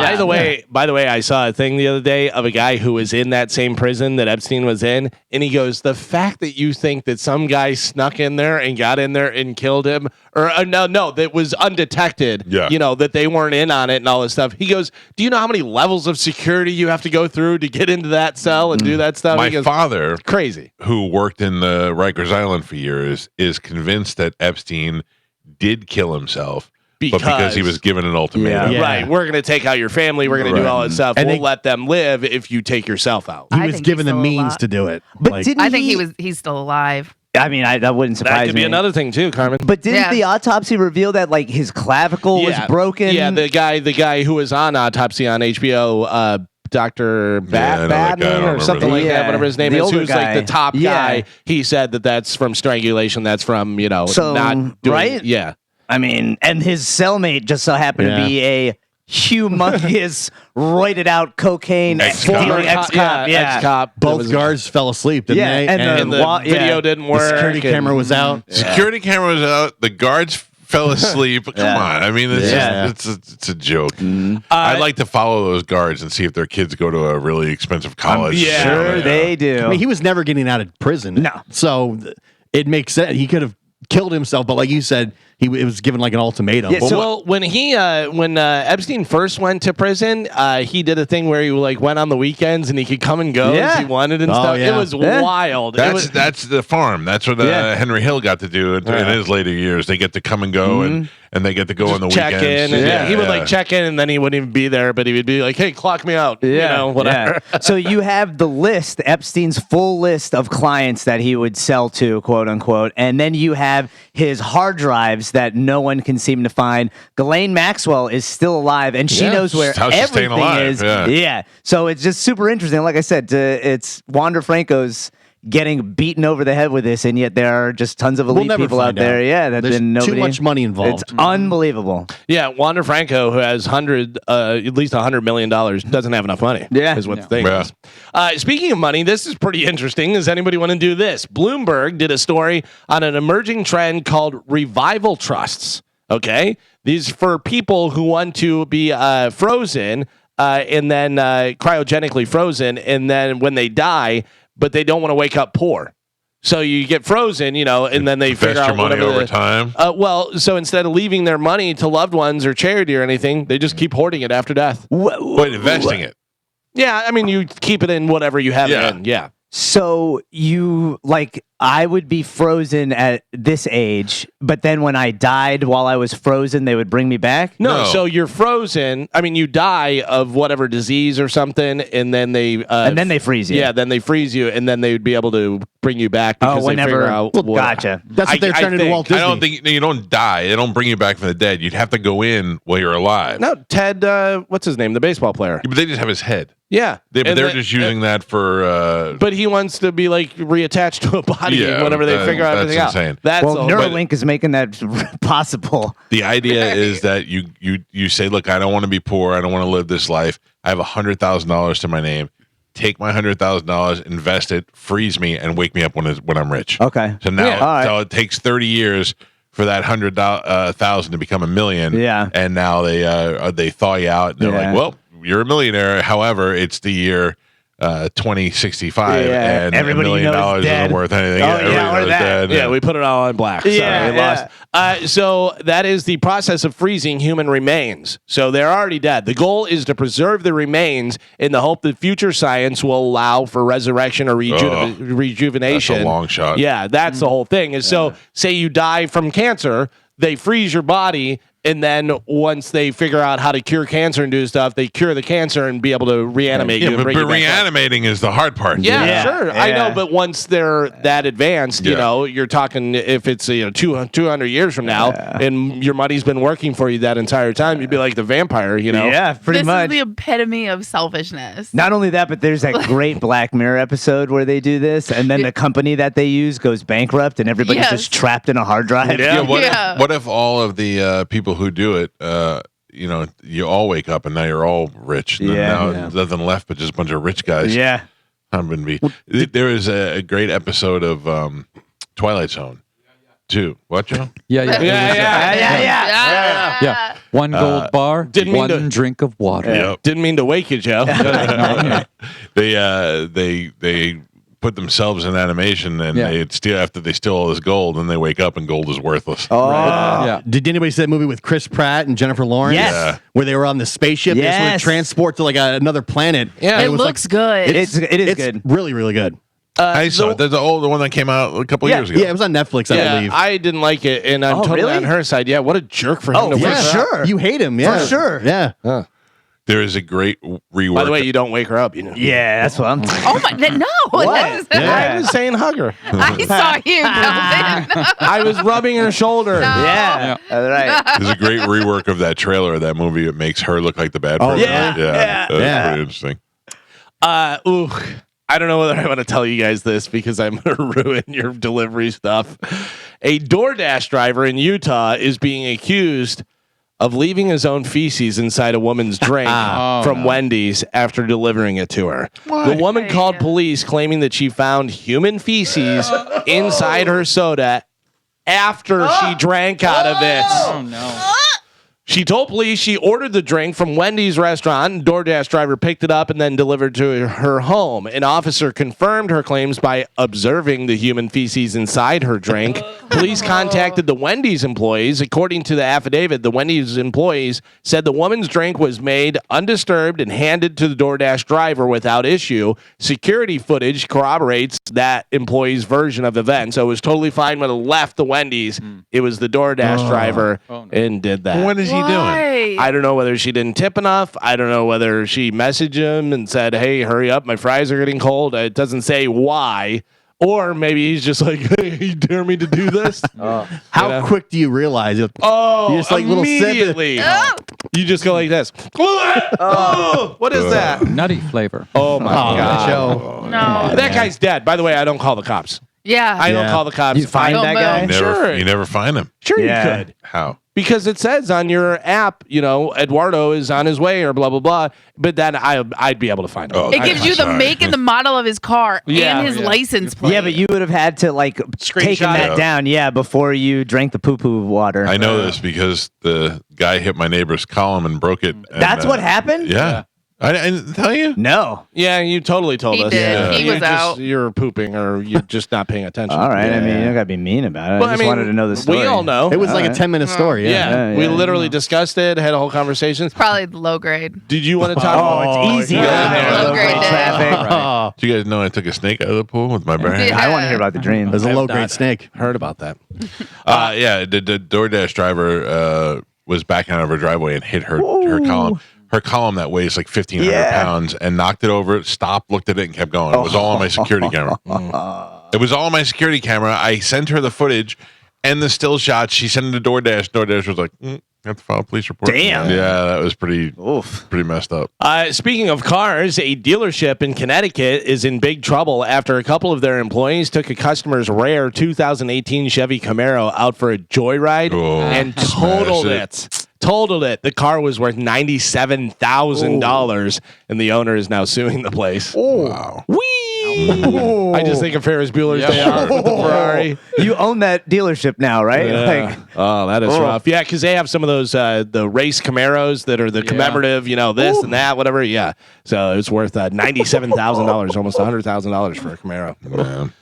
In the age of social media hacks and tricks, it's easier than ever to learn things. If you want to learn how to play guitar, if you want to learn how to cook something, if you want to do anything, they have it all online. It's easy to do, which is great. But in a new poll, 40% of adults say they've witnessed their own parents making mistakes while cleaning and doing chores around the house, and about half of them have tried to correct it. Overall, they asked people what cleaning tasks they have been told that they're doing wrong. The number one answer was folding laundry. You're folding your laundry wrong, which makes sense since everyone has their own spin on it. And stuff. I'm a man. I'm not folding laundry. I hang on my stuff. Yes. I don't even go in the laundry room. No. Here are the 10 chores people have been told they're doing incorrectly: folding laundry, mopping and sweeping. By the way, this is just like the guy sliding into your wife's DMs and telling her she's Right. doing the routine wrong and stuff. Right. If I'm mopping something and you're like, "Hey, you doing?" I mop your face right in your face. That's what I do.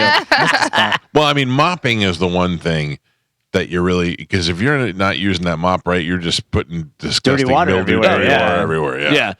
This one, doing laundry, which I had to tell my wife. My wife loves. I mean, it's like she's in the champagne room with the laundry, just pouring laundry detergent like it's nobody's business. And I'm like, why am I buying 4 gallons of laundry detergent every other day? It's crazy. I went to the packs. Yeah, I went to those the packs are perfect. Yeah. Oh, dude. we go straight Buff City. Yeah. Yeah. I got to take my dryer balls in to be dipped every once in a while. Carmen makes her own. I can teach you guys all how to make your own. I made mine yesterday. Yeah, let me know, actually. Yeah. Let me ask you this. I don't do it a lot, but occasionally I will do it, or my wife will be like, "Hey, can you do me a favor?" Totally fine. Load the dishwasher.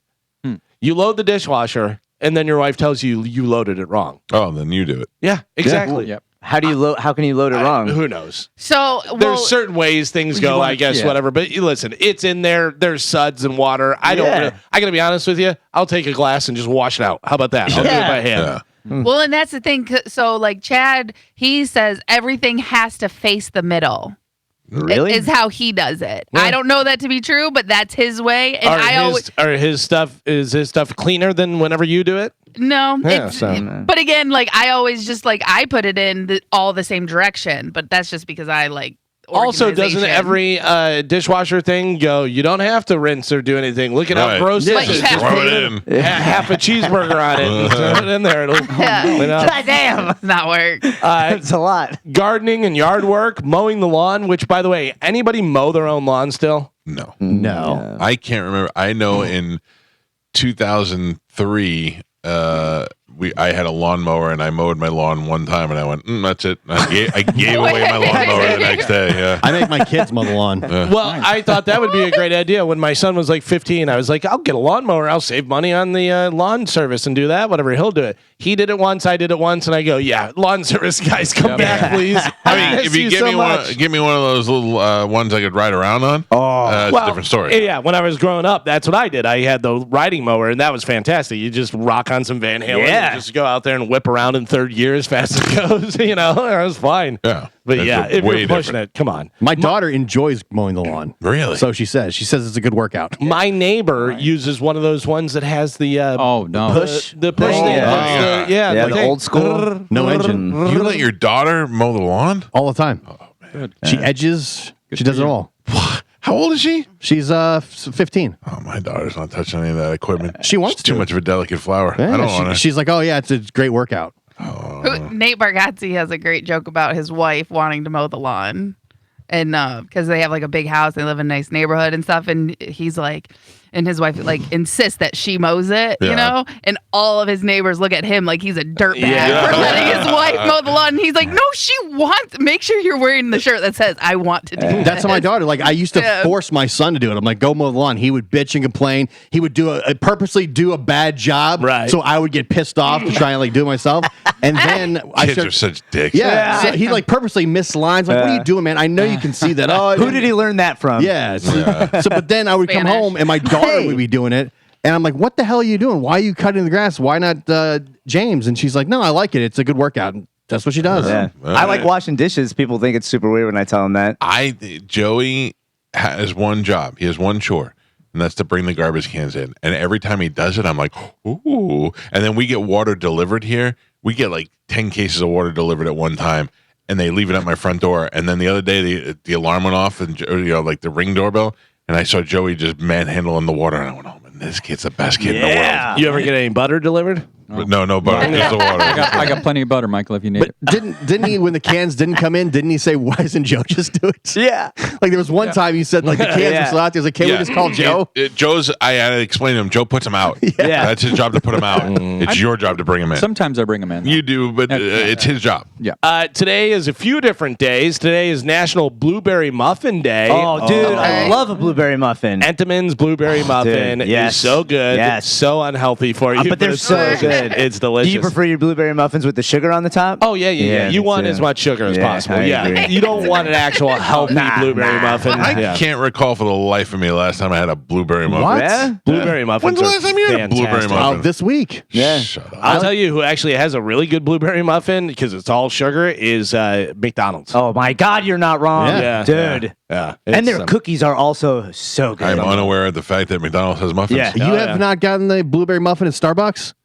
No. It's fantastic. No. Yeah, it's very good. Look I've at my heard blueberry muffin. Wawa. Yeah, Carmen, you're Yeah. Oh, right. I'm Same sure, number. yeah. The Never same had it, number of but- blueberries. What? The same number of blueberries in every muffin. Casino. Also, you're a showstopper.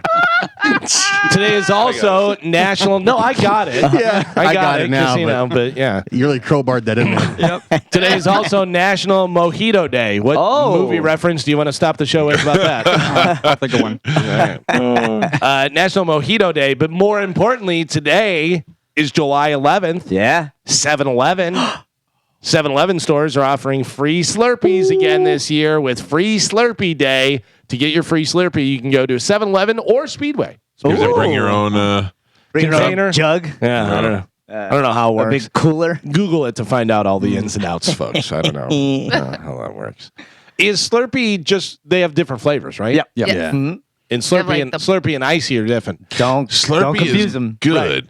But like Slurpee and Icy are basically like Band-Aid and bandages. The consistency is different. No, yeah, Little bit, little icy bit. has like ice in it. It's got like a little piece of Chunkier. ice. Yeah. Slurpee's smooth. Yeah. yeah. But the problem with the problem with Slurpee is Slurpee melts faster than icy. That is so true. you got to know what you're in for. You know what I mean? I think I'd go Slurpee over icy. I usually go icy because anytime I go Slurpee, I end up drinking it too fast because I don't like when Brain it melts. freeze? Dude, it's the worst. Do you know how you solve brain freeze? Tongue up against the roof of your mouth? Yeah. I do. You know how I know did that? not know that. Yeah.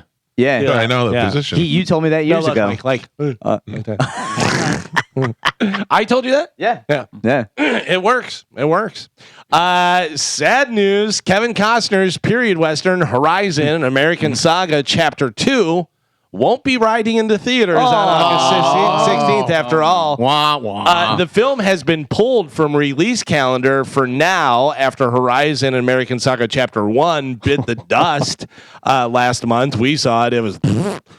new date has not been announced for the sequel, but Now, hold on, rewind. I don't think it was a total. Me I just too. think it was long, and there's way more, and the more didn't happen yet. So Yeah. you kind of like got a setup movie. yeah, so it was long and boring, and nothing paid off, and you have to watch 7 more hours of movies to. Yeah. But Yeah, it's you know what I mean? it's a saga. No, It's- I get what a yeah. saga is. But that's the whole point is that you have to go into it knowing that you have to watch the whole thing. But listen to me. Every week, the House of the Dragon, Yeah. they have a thing going on, and then it's some good stuff in there and good stuff, and then it ends with something, and you're like, ooh, I can't Yep. wait for next week. Yep. 100%. That movie, I watched 1 hour. it. It was boring all the way through, and then when it was done, I go, I'm not watching the other two.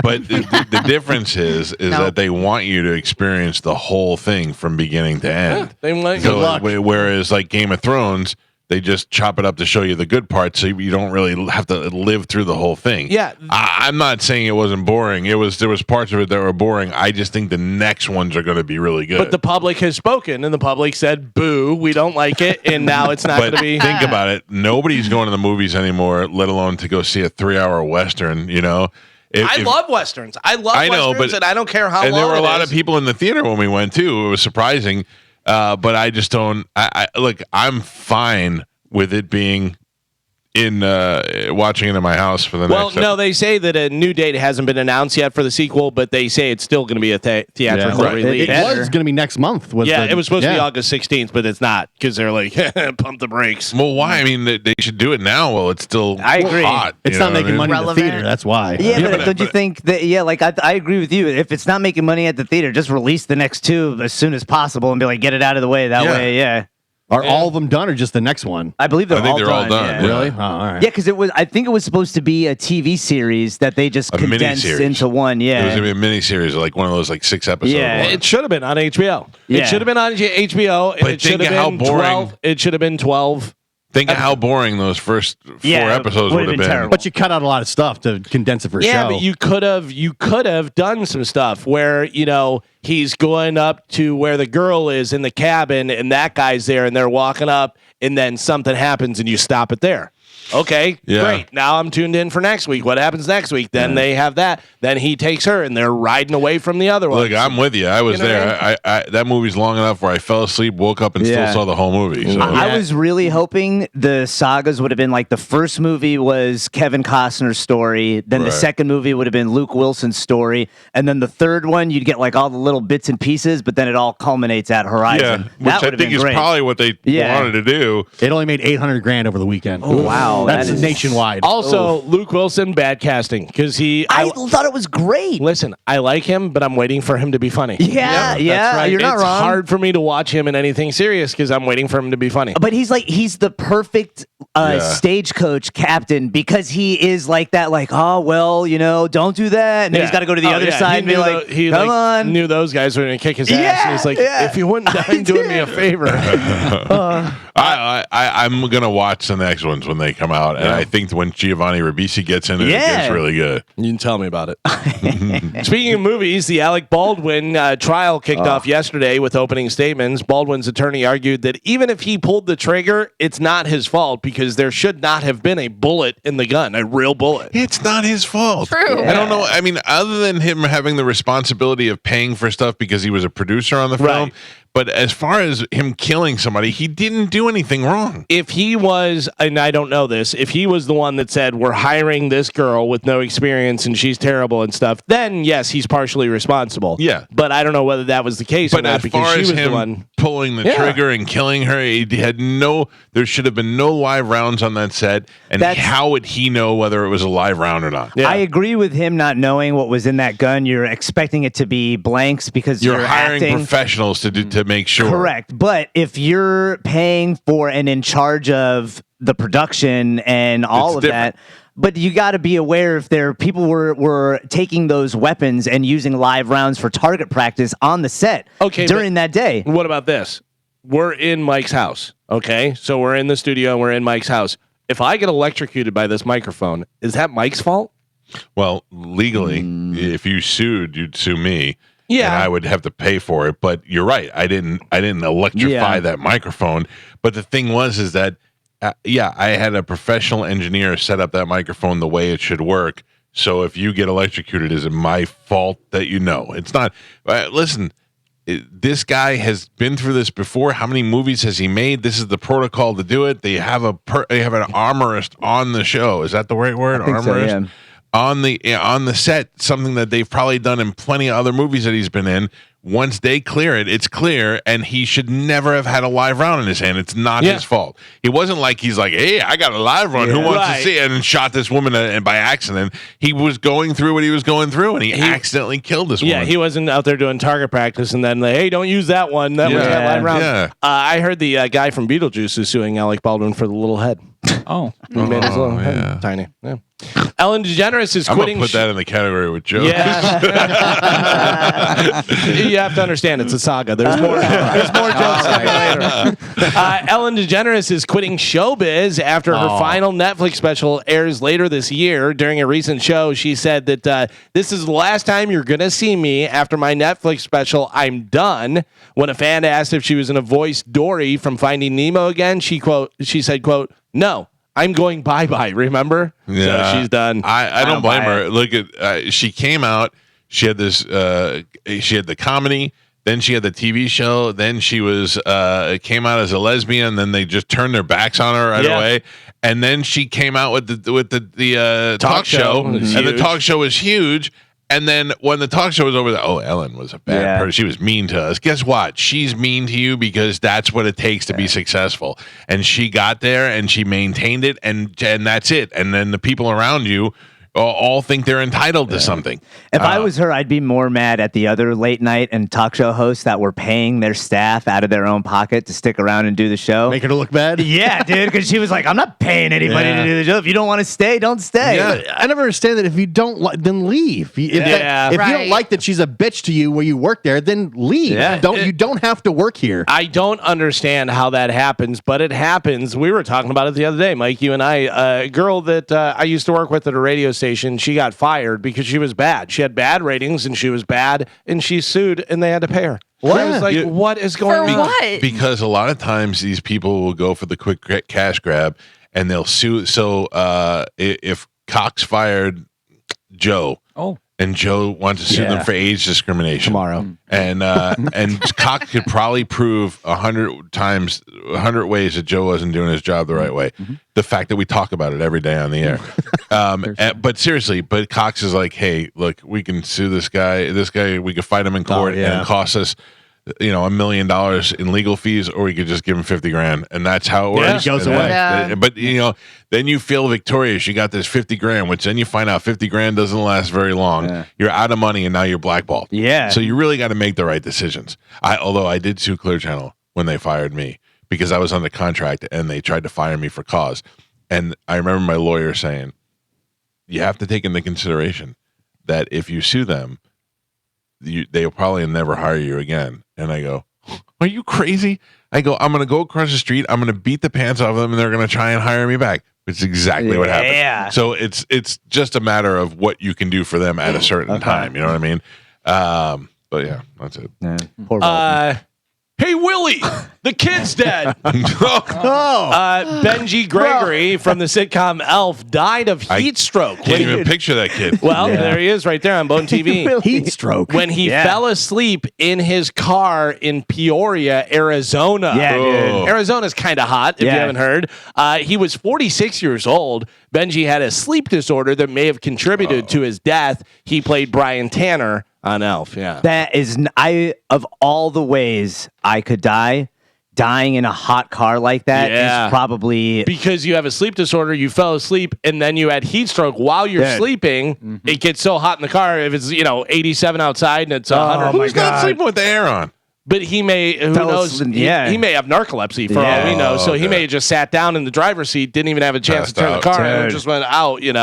And I don't imagine you sleep through that entirely. I imagine at some point you're waking up because your body goes into survival mode and is like, we have seconds before your brain is going to shut down. I don't know how heat stroke is, but can you even wake up from hypothermia? You know what I mean? Like you basically just fall asleep because your body shuts down. You're so cold and all that. Yeah. So I love sleeping in the car. Don't do it with the air off. My wife was like, will you take me to the mall? I go, yeah, as long as I don't have to get out of the car. I'll drive her there and wait in the car and sleep. I'll tell you what, I use the CPAP machine to sleep. Yeah. And I hear people talking about, I saw Joe Rogan talking about the other day about how he can't sleep with it and it bothered him and all that stuff. It is delightful for me. That air blowing in my face is the most wonderful thing. But the other day I fell asleep in the chair in my living room and I dozed off. And when I woke up, my heart was racing so fast because I didn't have my sleep machine. And I thought, what the years of damage this probably had done sleeping without it. You know what I mean? All these years that I needed it and I didn't have it. And I'm so glad that I have it and I use it now. For real. Yeah. By the way, heat stroke does cause seizures and loss of consciousness. So, yeah.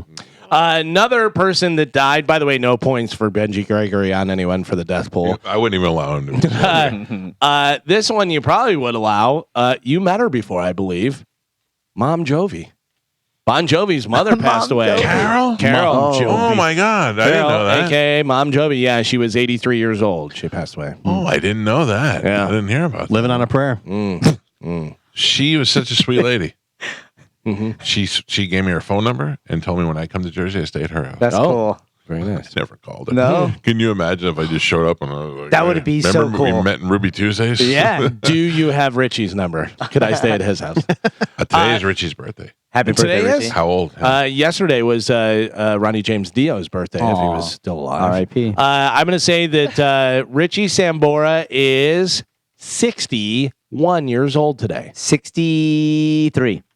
65. 65 on the Oh, nose. 65. Yeah, you're getting there. I got to tell you, Richie can look good sometimes whenever you can tell he's a little booze bloated sometimes, but he's still rocking that same haircut, that mod looking, Yep.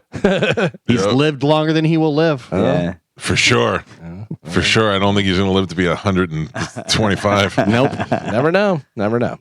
Finally, in news, comedic actor Chevy Chase is coming to Tampa in December for a special screening of his film National Lampoon's Christmas Vacation. How perfect is that? By the way, my in-laws watch that every year. Oh, we all watch You have to. Yeah. The comedy has since become a classic.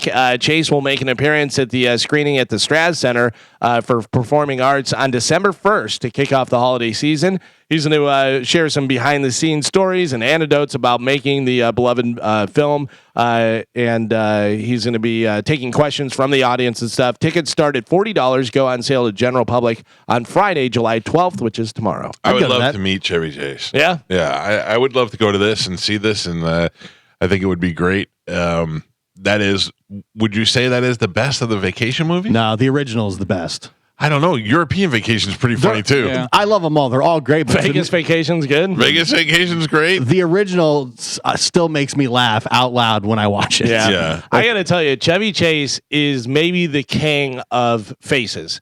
It's just his dumb faces. Whenever Christy Brinkley pulls up next to him and he's doing all that stuff, and he's kissing When the he kissed sandwich. the sandwich, he was like, yeah, that's so good. Yeah. He's really talented. And I remember going to when I was at St. Leo, and they announced that they were making another one, and it was the Christmas one. Yeah. And it came. I couldn't believe that they made the third. and usually the third one's the really bad one, and it was fantastic. Yeah. It was fantastic. It's funny when they did the remake with Ed Helms. Yeah. The worst part was I thought Chevy Chase. Yeah, I thought that it was actually okay, and the kids were really it was funny. good. Yeah, it was decent for like a remake and kind of a reboot or whatever. Yeah. Because that was supposed to be he was supposed to be Rusty, right? Yeah, he's Rusty at Helms. I just wanted it to be another We're the Millers. Yeah. But it was not. It was funny. Yeah. I liked it. It had some good parts, Yeah. the natural spring and the different stuff, and the kid, the little brother beating up the older brother and doing all that stuff. That was pretty funny. Did you watch Axel F? No, not yet. I watched it. I did too. I got 15 minutes in before I turned I knew it. it. Like I said, Coming to America 2, so bad. I can't imagine it's any good. Coming to America 2 actually just looked good. It like looked like you were like, all right, I want to watch this. Yeah. This one just looks like it's going to be awful. And you put it on and it's I don't know. I'm not even going to try. It's pretty awful. And I know it's weird because I put that thing on Instagram about how I was afraid to try and watch it. And I got a lot of response right down the middle. Half the people said it was good. Half the people said it sucked. It's so funny. People just like what they like. The stuff between him and his daughter is really uncomfortable. Oh, he's got a daughter? Yeah. How'd that happen? Like the mother's nowhere to be found? Yeah, the mother's nowhere to be found, and they're estranged from each other. Eddie Murphy's trying to like make it right. Did he put the banana back in the tailpipe? I don't remember. I'm sure at some point you got to do that. No, but Still they did wearing his Letterman jacket. Yeah. They did all the same jokes. Yeah. Oh, I'm driving sure. crazy through crowds. It's all Yeah. just the same Still, thing. when I think it's the first one when he gets thrown out the window. Yeah, he's like, it's- officer, I'm yeah. so glad you're here. Yeah. I just got thrown out the window, Yeah. and then they arrest him. Yeah, It's so yeah. funny. That is a great part. Listen, the first two are great. Yeah. The third one sucked. What's the third one? Is that the theme park? Theme Yeah. park. Theme Yeah. park. I like that one, but I think only because I saw it when I was really young, and that was like the only It's Beverly Hills bad. Cops that I remember. Yeah. And then It's I saw bad. the first two earlier. Yeah. I got to tell you, 48 Hours was great. Yeah. 48 hours and another 48 hours. 48 Hours was great because it had it was kind of a serious movie with comic yeah. relief. Yeah. You know what I mean? Yeah, I thought that was really good. And he does a good job with that. Best Eddie Murphy movie. Life. Best. Yeah. Life Yeah, is Life so Life of good. Martin Yeah. Lawrence. Yeah. Nutty, the first Nutty Professor was pretty Say funny. watch again. I'm going to dive on you. But yeah, Life is to me is the best. And Eddie it's Murphy movie. and it's one of those ones that's under the radar. A lot of Yeah. people you say Life and they're like, "What is that?" They haven't even seen it. Yeah, Life is It's a great movie. really good. Yeah, Oh, I haven't seen it in so long. I don't remember. Trading Places. Trading Places is great. Yeah, Trading 48 Places. Hours I liked. 48 Hours I is think good. I liked the most. I am ashamed to admit this, but I really like the Eddie Murphy movie with Owen Wilson, where he was the boxer and Famke Janssen. Showtime. Yeah, I like that Right? one. Was that Showtime was I don't with De Niro. De Niro, yeah. De Yeah, Niro's well- the real cop, and he's the actor. Spy versus Spy. Is that what that is? Yeah, Spy versus Spy was that one. Yeah, that was actually really good. Yeah, I like that one a lot. Yeah, Showtime was funny. That was good. By the way, Eddie Murphy, obviously too old now, but makes a good boxer. Yeah. Yeah. You know what I mean? Like the bravado and everything and all that stuff. He did a good job with that. I love when he yells in the Beverly Hills Cop movie. That's his way of distracting everybody. I'm Inspector Phillips over here, and everybody, right away, he must be. Everybody, well, what's this guy doing here? It's just so dumb. Yeah. I got to tell you, you watched the trailer the other day. I saw it too. It's the new Brad Pitt movie where he's a F1 racer. Yeah. And that I just don't understand how that happens. Like you have a 60-year-old guy that's a race car Yeah, driver. but he doesn't look 60. He looks 40 something. Yeah. But we know he's 60. I Yeah. still don't understand how Brad they Pitt is used 60? De Niro in the last one, The Irishman. No, that why was- that was try to awful. make him look younger? Why not get a new actor? Oh, because the whole thing was, it's Scorsese. Pesci and Scorsese and De Niro all back together. That was like the selling point, I think. Yeah, was I know, awful. but you know that Yeah. he's older, and he's like, "Yes, sir," and talking to like Ray Romano. Yes, Right. teach me the ways, old man.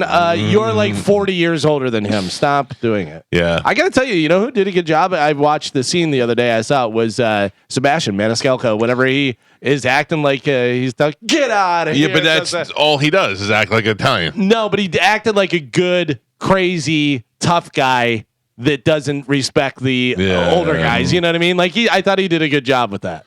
Sebastian Maniscalco has been in in a movie with De Niro, and in he was in Green Book. Green Book, yeah. It's working. Did out anyone see his movie? No, that one with his De Niro's his father, and I watched it on the plane. I'm sure it's terrible. Oh, my okay. god! All right. Oh my god! I got like 10 minutes into it, but I had it was like the perfect time for my flight. Yeah. So I was just like, I'm gonna stick through it. Sebastian Maniscalco is one of those guys who's been on the show so many times. I never took a picture with him. He was like, "Oh, this next time, whatever, next time," and then got super famous. And now I don't even think that I don't want to talk to him. I talked to him last time as a favor on the show, and the only reason I would put him on the air now is to ask him about not being able to swim. I'm dying to bring that up to him. You can swim. You can swim. And then he had to take swim lessons. Yeah. Like as a kid who never, I don't know. I just feel like you get in the pool and you just learn how to swim. A lot of people have a real panic reaction to being in water where they can't touch the bottom. I didn't think it's something that I feel the same as you. Growing up in Florida, But if you we're wait always 5 in the minutes, water. you realize you learned how to do that so But easily. a lot of people, as soon as they hit that water and they realize that their doggy paddle isn't keeping them up and they're running out of energy, you could see it on their That faces. takes the sexy out of you. That's wild to me. Yeah, 'cause I've always been able to That's swim. the thing. It's just like, all right, whatever, I'm fine. But some people, I know this because I did a lot of research on Reddit because people almost drowning is one of my favorite subreddits. What? Wait, But, what? Yeah. It's like the people get in water and they can't swim, and then somebody else just stand up, and then they're like, oh yeah. I just saw a video the other day on YouTube, 2 guys out fishing, and the guy goes, "Oh, this is something." And there is 2 girls out in the middle of the water. They must have got swept out in whoever they were with, or maybe they were just by themselves. But he's like, "Are you okay?" And they're like, "No," and they're freaking out. That's how the riptides get you. They were like freezing cold and stuff, and they're like, "Calm down, you're okay." But it was girls that looked like they were 16, 17, Yeah, man. something. That The panic. last time that I went to this place that we're going to for vacation next week, I'm out in the ocean and there's 3 kids in a raft with a rope, and they're just going further and further, and I hear crying, and they must be like 7 years old, and I yell out, "Are you okay?" And they're like, "No." So I swim out there and I go, "Are you guys stuck out here?" And they're like, "Yes." And they're all crying. So I grab the rope and I'm like, "Where's your family?" And they point over, and they're all just partying on the beach. There's 3 kids floating away. You're like floating away. You're like Baywatch, like running out of the water and save the kids. Dude, I saw him like, "Don't worry, I got you." Then I didn't realize I got to pull these 3 kids back in the boat. It was a pain in the ass. You're the Hasselhoff of Siesta Key. Yeah. I mean, like I got out, flexed it out when I was done. But I wanted to go over and yell at the parents, but it's not worth it. It's just The parents were upset you brought them back. They're like, this is our chance. didn't even pay attention. I pulled the kids into shore on the sand, and they didn't even look over there and say anything. I was like, I would be. My kids aren't around me for 2 seconds. I'm like, where are they? Thanks, guy. Yeah. By the way, thanks to Luke, who sent an email that does not need to be sent. Spy vs. Spy was from Mad Magazine, and it was a remake of the Bill Cosby movie. Yeah. Then what was the... No. No. That was the movie. But he's letting us know facts that we already know. Correction. You've been corrected. Joe Biden is currently the president. Luke, I'm going to send him that back. Argentina is in the finals of Hell yeah. Copa America. Did Bill Cosby do Spy versus Spy? Yeah, remember it was him and Robert, whatever his Culp. name was. Yeah, But Culp. that was the TV show, wasn't it? Yeah, but that was what it was. That And then wasn't they Spy versus Spy. I'm working it out in my head. I'm not fighting with you. I remember the comic. I remember the Spy versus Spy from Mad Magazine, the white one and the black one. Then there was the movie I Spy. I Spy was the television That's show. right. Yeah. I knew it was tied in. I Spy was the movie. No, I Spy was a TV show that they probably made into a movie. Okay. The Eddie Murphy movie. I Spy. It was not Spy versus Spy. No, it was I not Spy. Spy versus Spy. So that guy was saying Spy versus Spy You're was right. from Mad. I Spy was a show. Turns out he's right. Luke. All right. Luke. I am your father. I take it back. I take it back. We did it, We everybody. were. It was a team effort, hell Luke. yeah. It was led by Luke. It was a team effort. I blame Spanish. What did I do? Yeah, 100%. What did I do? I Spy. You didn't know. That is it for news. Thank God for Luke. We would have been all over the place today. Figured it out, Luke. Thank you. Thank you. He helped us out on that one. Also, Luke, just so you know, Horizon is a saga. You got to see the whole thing to really feel it. All right, we got to take a break. Baker Mayfield, you know him? He is the quarterback for your Tampa Bay Buccaneers. He is going to join us in the 9 o'clock hour on this program to talk about a lot of things, including his new football camp, which you can send your kids to. We'll talk about that a little bit later. We must take a break. It's the Mike Calta Show. This is 102.5 The Bone. Your Tampa Bay Buccaneers quarterback, Baker Mayfield. I don't recall, outside of the television news, seeing him do any interviews. And believe me, it was not easy to get him in this one. I have chased after girls with less effort than I have to get Baker Mayfield on, but I'm excited to have him on today. I like him. I think he's a good guy. He's fun to watch. He's certainly fun to watch play football, and I'm excited about him being here for a couple of years with the Buccaneers. So I'm looking forward to talking to him today. His camp is right. It's getting Land O'Lakes High School. It's right by my house. I mean, like it's like he's got to pass us on the way there. Yeah. You should stop by on the way there. I'll bring that up. I think we should hang out with him. Like, I feel like we'd be friends with him for sure. Yeah, like I feel like I feel like these guys don't want to do interviews because they don't want to be asked, well, we're stepping into Tom Brady's shoes, and I'm gonna be honest, I don't know enough about football to really bore a guy with an interview like that, and I sound like a fool trying to talk football. Didn't he make that joke whenever he came to Tampa? Didn't he say, I don't know who you guys had before, but yeah, which would be great. Remember, like Mike Evans, he hates doing those type of interviews, and he loved being on this show. Yeah, he was great, but then he never came back. No, yeah, but he's not really. When you look, they're not anywhere. Not doing you kind of see, I think that's so funny. My question to you is, I've been teasing this and saying it for a long time because I've been trying to plan it out in my head, but I think I got it planned out now. But I'm going to be honest, I'm not even fishing for, I'm not fishing for fake answers. I don't want you to be like, oh yeah, we do whatever you want. It's been such a long time. If we do a live gig during the show, will people come to that? My question is sincere because we did live gig number 1 pre-Galvin was at the Florida State Fairgrounds. Mm-hmm.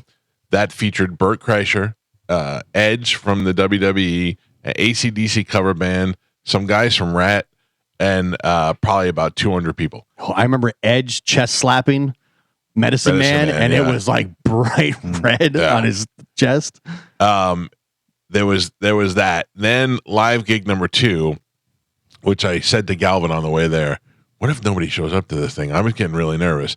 And then we showed up, and there was 1,000 people there. I mean, there was a line. At Peggy's Corral. At Peggy's Corral. Yeah. It was huge, and a lot of that was due to Crazy Eye Tommy and how great he was. Sure.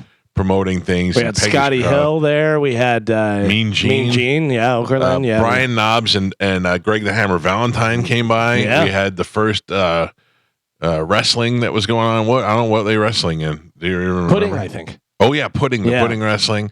It was and that was, remember, Miss Cowhead Show was there. Remember her from down in Sarasota, the blonde? No. I forget what her name is. Yeah, she was Miss Cowhead Show. She was great. She was really Ashley? very attractive. No, this was wasn't Big Boobs Michelle? Yeah. Yeah. Whatever happened to that girl? I don't know. She was great too. Yeah, but she was Miss Cowhead Show for a while. Oh, that's right. I forgot about that, and it's been a long time. So I'm thinking we do it locally. We do it here in the Tampa Bay area, and we do it on a Friday morning, and we do it. We bring a contest and guests and celebrities and all that stuff, giveaways and early morning drinking. And I just don't know. I mean, because this started with Ron and Ron. Ron and Ron used to do this back in the day, and I used to think it was the greatest thing. And I went to the Ron and Ron live gig when they were at the Button South. It was supposed to be at the Hard Rock. Then the last minute they moved it to the Button South, and I went there, snuck in, was one of the last people to get in the building, snuck all the way up front, and watched it. And I thought it was one of the greatest things ever. And Luke from Two Live Crew was there, and he brought these dancer girls out, and they were fat, and they had fat jiggly asses. And Luke looked at me. I was in the front row, and he goes, makes a palm, and he goes, touch it. And I went, no. No, thank you. Touch it. No, thank you. That's like when I was a kid. I was at a club, and I forgot who it was. It was some rapper or something. He had a sweaty towel, and he threw it, and it hit me on the shoulder. And I think I threw it back at him. I was like, "Dude, sweaty towel off me." People were clamoring for him, and I was like, I would have touched the butt though. No, I would have. No, it wasn't that bad. Yeah, it looked like they just shot it up with some buckshot before they brought it in there. All right. Let the puppies breathe. Yeah. It'll let the puppies breathe.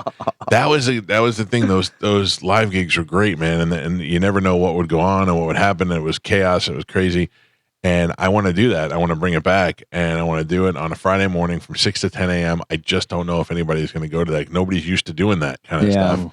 And I wonder if we could bring it back and if we can make it work. 727-579-1025 or 800-771-1025. I don't think you understand how being banned works.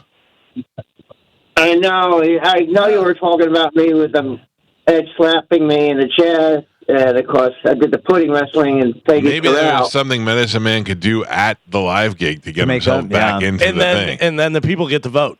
Yeah. No. Yeah. Like you can come up with a I can't stunt. do any boxing anymore and stuff like that because I got whiplash. Oh, so you're out? No stunts for you? And nothing dangerous is just for my neck because I had that accident back in September. All right, then you're out. No, you're out. Sorry. Do you remember me, Gene Okerlund's great line about Medicine Man? Hey, pal, your nuts are hanging out. He put on a wrestling singlet and put it on backwards. By the way, it was not a wrestling singlet. It was a ladies' one-piece band. One piece with like a thong type thing. Whatever. And he put it on backwards, so he just had it like split down the middle. Oh no.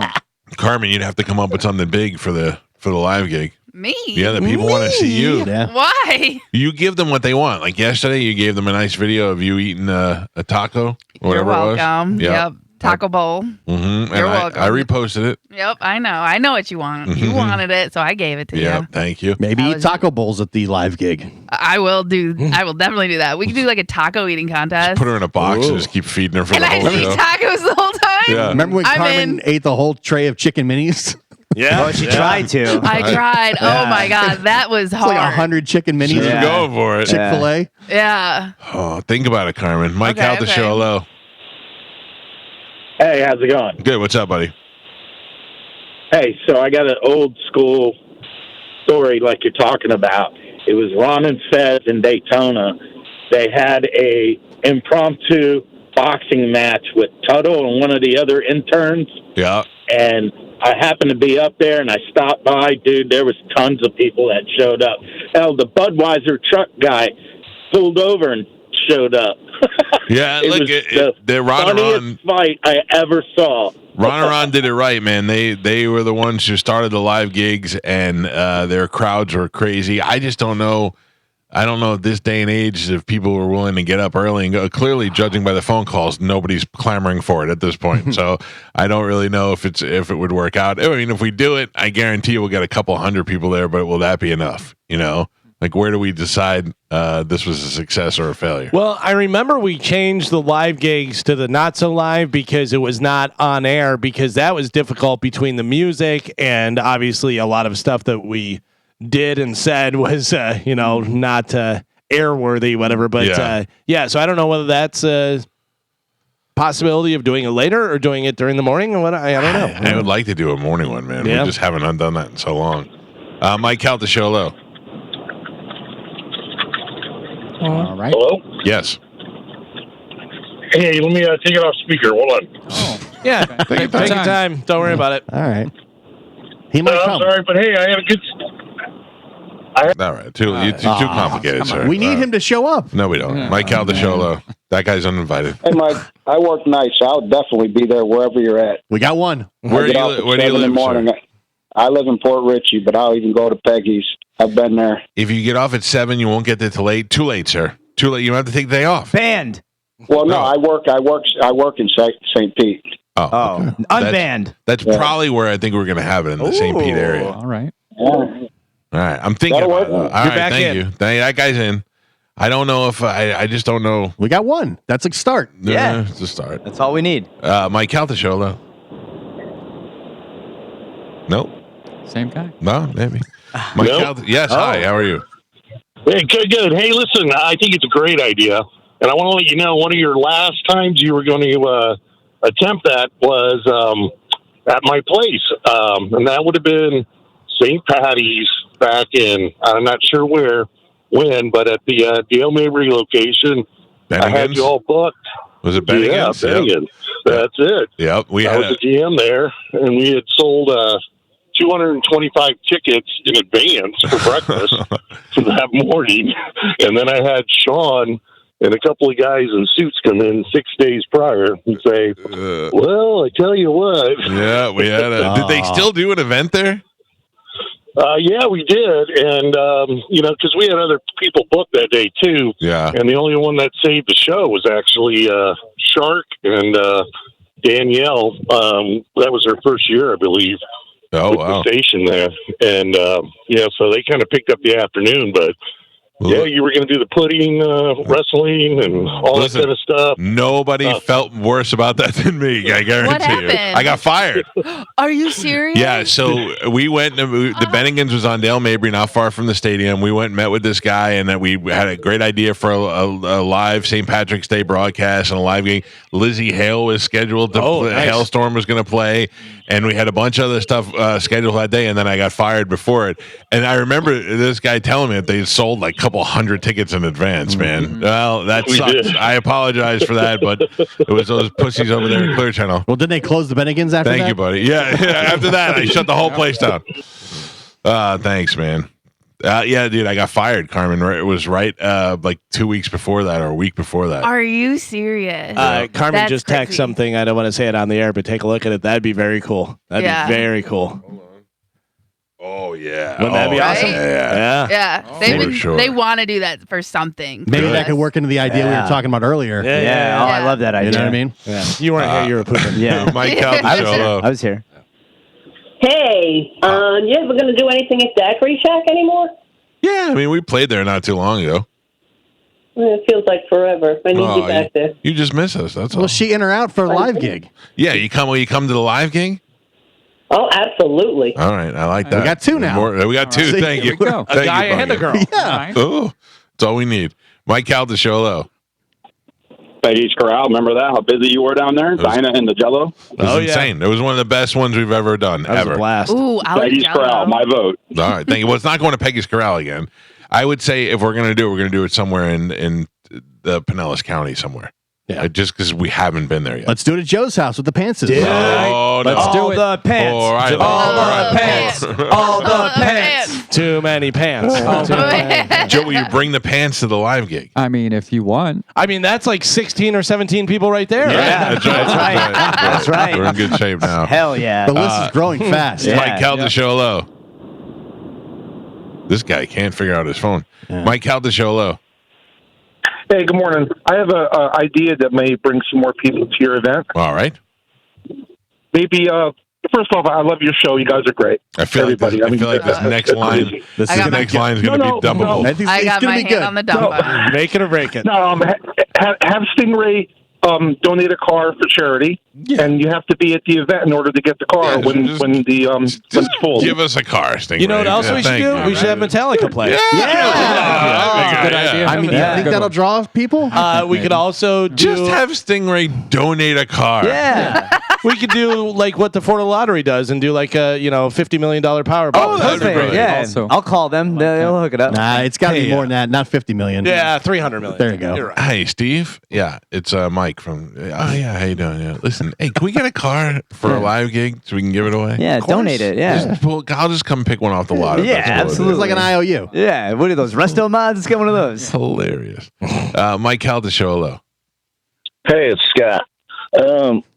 Speaking of Ron and Ron, when 92, 93, when I was a senior in high school, Ron and Ron did a thing in West Bradenton, and it was so big that our principal said over the loudspeaker, he goes, "Hey, man, if you don't show up to school tomorrow, it's unexcused." And pretty much half my school was missing. Yeah. I mean, I would imagine if you're in high school, that'd be a fun thing to do, to cut out and go to a live gig. And most schools probably knew you were doing that at the time. I'll take it. I'll take all kids who want to cut school. Well, it's the summertime, so you don't have to worry about that. Yeah. Mm-hmm. I'm not really looking for memory lane stories. I'm just talking. I'm looking to see if people want to come to this thing before we plan it and make a big deal out of it. I just want. So far, the response has been. There's a bunch of people in the YouTube chat that are saying that they would 100% be at the live gig. All right, let me throw this out there. There's a little bit more information I thought I was going to put out there, but let me put this out there. I'm thinking about doing it because this may be a good or bad idea on the Friday before Labor Day weekend, because a lot of people already take that extra day off, take a 4-day weekend. It's Friday, August 30th in Pinellas County, and I'd like to do it on that day. Mm-hmm. And that's all I'm going to say for now on that. Mike Calta Show, hello. Is that me? Yes, sir. Oh, what about a Carmen's drunky drunk pillow fight? See, I don't know how much Carmen. I don't know if it's going to necessarily be Carmen, but Carmen's good at wrangling the hose. Okay. I was just tossing it out there. Yeah, no, I was waiting for Carmen to chime in. So thank sorry. you. So yes, I can wrangle them, and I could be like the referee or something like that. I do not like doing drunky drunk parties. I don't like personally. getting Carmen drunk at this point because I don't know what she's going to say. Yeah, exactly. Yeah, same. Thank you. Yeah, So at this point in her career, in the beginning, we could have been like, well, she was a kid and we got drunk. Now she's been here for a long time, and now it'd just be irresponsible. I'll drink with you, sir. She's a grizzled old vet. Oh, Now. yeah. Weathered. Drinking again, JD's on deck. Of course he is. The bat signal went up, and he's like, I'm ready to go. I'll answer that call. I'd like to see if we could do a contest to see if somebody could outdrink God. Tap. No, I don't think that's a good idea. I don't think it's possible. Yeah, I don't think it's possible. I have some ideas. I have some things that we can do. It'll make it good as long as the people are there. That's all that counts. Mike Calta Show, hello. Hello. Yes. Hi, I'm in at St. Pete. Took my daughter to the Punch Out at Janus Landing, and that's all she talks about. So. All right, bring her to this one. But nothing bonds a father and daughter better than mashed potato wrestling. I'll fly her in from Denver. She's living in Denver now. Listen to you every morning. How old's the daughter? Good. Thank you. Yeah, no, hey, easy. Don't creep out on his daughter. Come on, you're welcome, easy, sir. Wander Franco. All right, good. I'm feeling more confident about this now. Mike Calta Show. Good morning. Hey, Mike. Yeah. OCC. OPP, I think it is. Yeah. Yeah, you know me. Hey. Oh. Mike Calta Show, hello. Hey, what's up? It's Mr. Man. Oh, boo. He had his chance. Mike Calta Show, hello. Hello. Hello. Yes. Hi, yeah, I'll come. Okay, thank you. All right. We got 4. Yeah. All right, I'm going to go forward with it. I feel like the concept is there. The people will be there. Did you see my idea? yeah. Oh yeah, Right? Good idea. Or something, something along the lines, with yeah. that. Yeah. that'd be pretty good. All right, so make plans now. Friday, August 30th. And then we'll have more details to come. We'll hold that date. We're officially making a reservation for that morning. Friday, August 30th, next live gig. If people need us to call their boss to ask them for the day off, can we do that? I would do that. I'd be willing to do that. Because that doesn't need an excuse to get the day off. You don't have to worry about school because you're out. I mean, obviously, I'm talking about at the least 18-year-olds. You know what I mean? Mm-hmm. You guys should be out of school. Headed to college is the last thing you do before you go away to college. Will my son even be here? I don't know. When did they leave? Oh, God, I'm getting depressed. End of August. Usually it's close. All right, listen to me. I got to take a break because Baker Mayfield's going to join us next on the show. Your Tampa Bay Buccaneers quarterback, superstar Baker Mayfield joins us live next on 102.5 The Bone. I would go to the tailgate before I went to Morgan Wallen. Yeah, I get that. I don't hate Morgan Wallen. I just can't see me going to a stadium concert just to see anybody these days. Yeah. This Taylor is like Swift. This is like Taylor Swift level stuff. I'm learning. I tell you, Yeah. this is above. This is beyond. This is 2 nights. Yeah. Morgan Wallen? Yeah. Oh, yeah. Yeah. It's crazy. Taylor Swift had like 3, didn't she? Yeah. I'm just saying now. I'm just saying like this is. When's the last time? Like who's closer to Taylor Swift than this? Yeah, I mean, U2 came and they played one night. Yeah. Yeah. You Kenny know, Chesney one night, Coldplay. Billy Joel one night, Coldplay couldn't even sell it out. Crazy to think that the N-word unlocks so many doors for Morgan Wallen. Hey, I'm not the one who say it. Morgan Wallen is the one who said it. that's You know why what, Trump's though? going to win. Yeah. You know what though? It was a good example of somebody trying to cancel somebody and it backfiring. Yeah, there's a lot of that happening. Yeah. Yeah.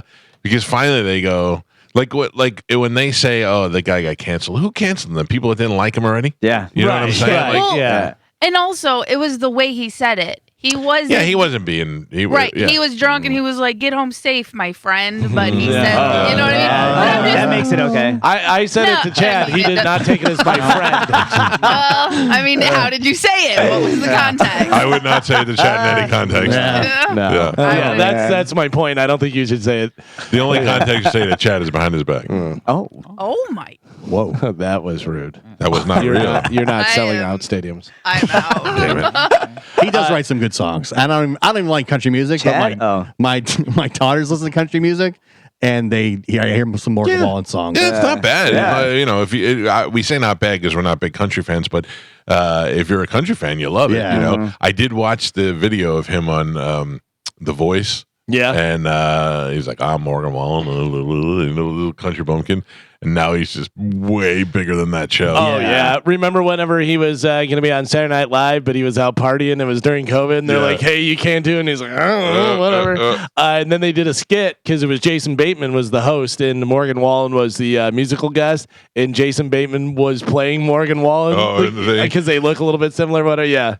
It was pretty funny. Well, I'm sure a lot of people are headed there. What's tonight and tomorrow, or Friday and Saturday? Friday, I think, is the first show. Friday, yeah. And we got the big tailgate happening Friday. Chris sent me a video from Las Vegas locally where they're showing in the Mirage because they have to give the 1.6 million of unclaimed jackpots. It's just packed, people going crazy over the slot machines and stuff. So how do you get it? Like, what do you hit a jackpot? So you just have to keep playing and playing. Basically, yeah. So what happens if nobody hits it? Well, I think it's they have to. Yeah. So It's it must be programmed programmed or something. Yeah, where somebody's going to win it. The amount of money that the Mirage is making on just trying to give that out. Oh my God, it's got to be so like they're nice. making that and plus some, so they're not losing any money. Right, because it's 1.6 million in jackpots. So it's not like one jackpot of 1.6 million. It's 200,000 here, 50,000 here, whatever it may be, but it's a total of 1.6 million. Yeah, but you have all those people just dumping money in and playing. So that would be casinos are going to be okay. I know, right? Are they tearing down the building, or are they going to repurpose the building that's already there? They usually tear them down. Yeah, and just start from Yeah, scratch. 'cause they usually, the future is here, and they're like, all right, we got all this stuff. Yeah, they do it just like in 9/11, so it'll be just like that. What? Jesus. Oh, sorry. I watched the guy the other day who walked the entire strip. Well, not the entire strip. They took a cab to get back to the thing, whatever, but played at every casino. Bet. Oh, really? Yeah, I think he bet like $10, but if he won, then he could bet more or whatever, but he did the whole thing. And yeah, it was pretty good. I'm itching to go. I'm supposed to go in September for the Sphere, the UFC. So I'm trying to save it up for that excitement. But I'd love to be rolling into the Mirage right now with a fistful of dollars, That'd be so cool. playing some dumb jackass bets on the side. Things Win you don't normally do. $500,000. That'd be sweet. That'd be really sweet.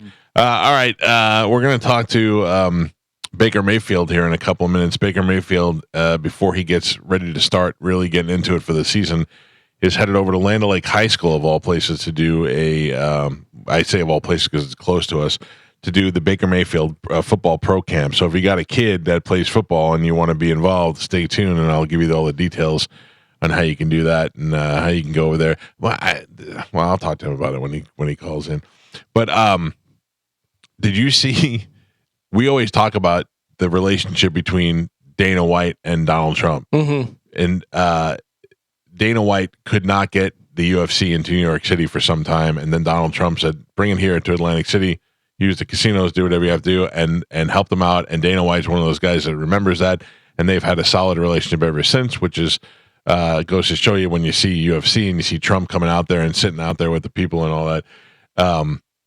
Dana White is going to speak before Trump at the Republican National Convention. That's cool. He did it one other time, at least that I know of one other time, because Dana White, he said, even whenever he got up there, he goes, "I'm not a guy who really makes speeches, and you don't know me as being political." He goes, "But I want to tell you what kind of guy Donald Trump is," and went into about him helping him and how loyal he is. And he goes, "And every time I see him, he goes, first thing he asks is, how's your family? How's everything going?" Yeah, and he said whenever he became president, he goes, "All right, well, I probably won't talk to him as much." And he goes, "I still talk to him all the time." That's how I feel about Bert. Yeah. We're still friends. Still cares about my family, but I just don't talk to him as much. He's super famous. Oh, how did the Burt show go? I wasn't here. It was really good. It was good. Is this going to be like the special? It was great. Yeah. I was laughing out loud a lot. Nice. It's all him telling stories, and it's telling him like Burt would tell him. It's not like it's like if he was in here telling us a good story. It's not contrived. It's very funny. That's good. He knows what works for the people that love him. You know what I mean? 100%. I mean, he's dialed into his audience, and I was dying. I was laughing out loud, and I was happy for him. I saw his pants look very nice. Yeah. That was a good look. He's got a matching outfit. Yeah. It had a shirt, but the shirt just comes off right away. That was the first time I had ever been in the audience when he took his shirt off. I never experienced how the crowd reacted. That was really, really cool to be there for that. I wonder. I try to think about if I went to go see a show and to go see a comedian, and he just ripped his shirt off, and I went, "What are we doing here? What's going on here?" Did you come out thinking, "Wow, Burt is really, really famous"? Like, did he feel even more famous when you left the show? Going in. Yeah, but also it was a really funny special. Like this special is going to be great. Like his other ones were funny, for sure. But I'm also just me by myself judging. Like I'll see something, I go, "Oh, it's funny," but I was actually laughing out loud. Right. Like he had good jokes, and then he had jokes inside of jokes, and like little surprise things, and you're like, "Yeah, it was really good." His closer is about his dog dying, and you're like, who wants to close on something that is that sad? And then it ended up being every part of it was hilarious. Yeah, I was bummed I had to miss that. Yeah, it was good, and he gave us a lot of love from the stage. I had the first night, I had a bunch of people texting me and blowing me up, and then the night I was there, he gave us some love. Yeah, it was a good time. Did you have trouble getting backstage, or Burt let you right in, or no? I didn't have any. First of all, Tom had already talked to Pete, Burt's guy, and we were parked backstage next to the bus. Then we stopped in before the show and just said hi, and then afterwards I just walked through the backstage door. just I don't know. I was like, Tom, let's make sure everybody doesn't follow us. We just walked through the backstage door. And they were totally cool. Yeah, no, I hung out afterwards for a little while and sat with Burt and Leanne for a little bit and hung out, and then I did an interview for them for whatever they're recording for. It was good. Definitely a lot of our listeners out there as well. Holy smokes. Yeah. It was the first time I felt like I got out. I went out to the lobby to get a drink, and I walked out there, and it was like one guy spotted me, and then I saw a head turn, and I went, "Oop," and I sunk back in. I was like, Tom, you get it. Too famous. Yeah, it was too famous. I just knew it was going to turn into a I don't know. Sorry, guys, no autographs, no pictures. Oh, I would have sat there all day. I didn't want to take anything away from Burt on this special day. I'm going to steal his thunder. I'm getting multiple texts and from different working ends of the system, and everybody is like full force for the live gig. Yeah, seems like it's working. All right, it's going really well. We have 4 people coming so far. Yeah, and one was a man and one was a woman, so they could procreate to create the crowd. I think that's a great start. Wheels are in motion. Yeah. Mm-hmm. I have been keeping notes and putting things down as far as what what events that we want to do that day, and just jotting some ideas down and going back and look at it. I believe I'm going to try and push for it. I don't know. Oh, hell, even if I have to buy it, I'm going to get him a cruise to give away that day. Oh, okay. That'd be very nice. All right, let's go to Hotline and welcome to the show for the first time from your Tampa Bay Buccaneers. This is Baker Mayfield. Baker, how are you, buddy? Doing great. How are you guys? Good. It's a pleasure to meet you. I've not chased after girls as hard as I've chased after trying to get you on the show, so I appreciate you getting up and doing it. I love it. Absolutely. Yeah, but I would imagine, because they always say, like, even we've had Mike Evans on the show before, and he had a ball, but he was like, normally I don't like doing these things. You guys probably just get sick of talking to people. It's not too bad. No? It's bad. It honestly depends on who it is. Oh, and, good. I think we have some pretty good mutual friends that I trust. I trust their opinion, I think. We'll see after this. Yeah, isn't it amazing? Can I ask you, because I know that you get your cars from Pete. How did you find out about Pete? I've been friends with Pete for 30 years. I still don't know how everybody knows about him. Honestly, I got him through Tristan. And oh, yeah. Tristan's a car guy. I'm really not a car guy. I still have my 2013 Chevy Tahoe back home in Lake Travis. It was my college car, and so it was time for an upgrade. What are you rolling around in now? Can you tell us? Obligations. I'm a Nissan guy due to the Heisman House. So you just gotta make it look fancy.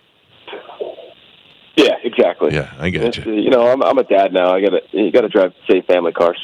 Let's talk about that, buddy. How is it being a dad? How old is the baby now? She turned 3 months on Tuesday. You know, I think, you know, everybody says it's life changing, and you hear all that, but until you actually look at your firstborn, then you realize that you'd really be willing to do anything for that child, and it's amazing. It's so surreal, and we're loving it. It really is. Before you had the baby, like before I had my baby, everybody's like, you'll never know the love you'll have. I'm like, yeah, I get it. It's my baby. I'm going to like it. And then you're right. Then you have it, and you're like, holy cow, it's a whole different category. I love this kid. I would do anything for this kid. But, I know. But also, and then you start telling people, and then you become one of those person. Yeah, exactly. But also, huge pain in the ass and change to your lifestyle. I mean, I was doing mornings when I had my son. There's nothing worse than having to get up and feed that kid 3 times in the middle of the night and then get up at 5 o'clock in the morning to go to your radio show. Oh gosh, I can't even imagine with your hours. You know what? For me, she won't even take a bottle right now, so it's I'm not having to do too much besides change some diapers. Do you have a nanny? We started out with some help at night.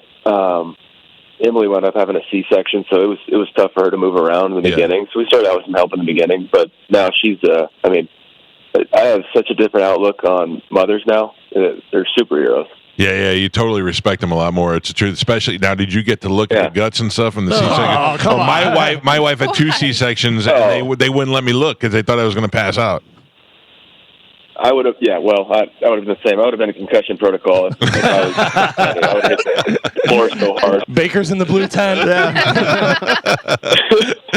I don't think I would have passed my baseline after hitting that marble flooring. Are you a gun guy? I do like them. I just got a handgun for the first time. You know, growing up in Texas, would go hunting on friends' ranches and shoot rifles, shotguns, all that. But I had never shot a handgun until a couple months ago. And I think the timing of having a daughter was pretty accurate. That's what I was going to say to you. So I have a son who's 18 and a daughter who's 11. And when my son was born, I had one gun. I had a handgun, a .38. I think it was one that Pete gave me. And I had it, and I never did anything with it. It stayed in a lockbox. And then all of a sudden, I found I had a daughter, and just that year, I bought 8 guns that year. I don't know. It was weird. It was weird. At the end of the thing, I was like, I got a lot of guns, and I don't even know what I'm preparing for. But yeah, it's the feeling you have when you have a daughter. You're like the most protective guy in the world now. Yeah, exactly. It's something that just you really can't control at that point. You just got to embrace it. How do you like living in Tampa? Have you enjoyed being here? I mean, this is a pretty good place to live, especially compared to places you've lived before.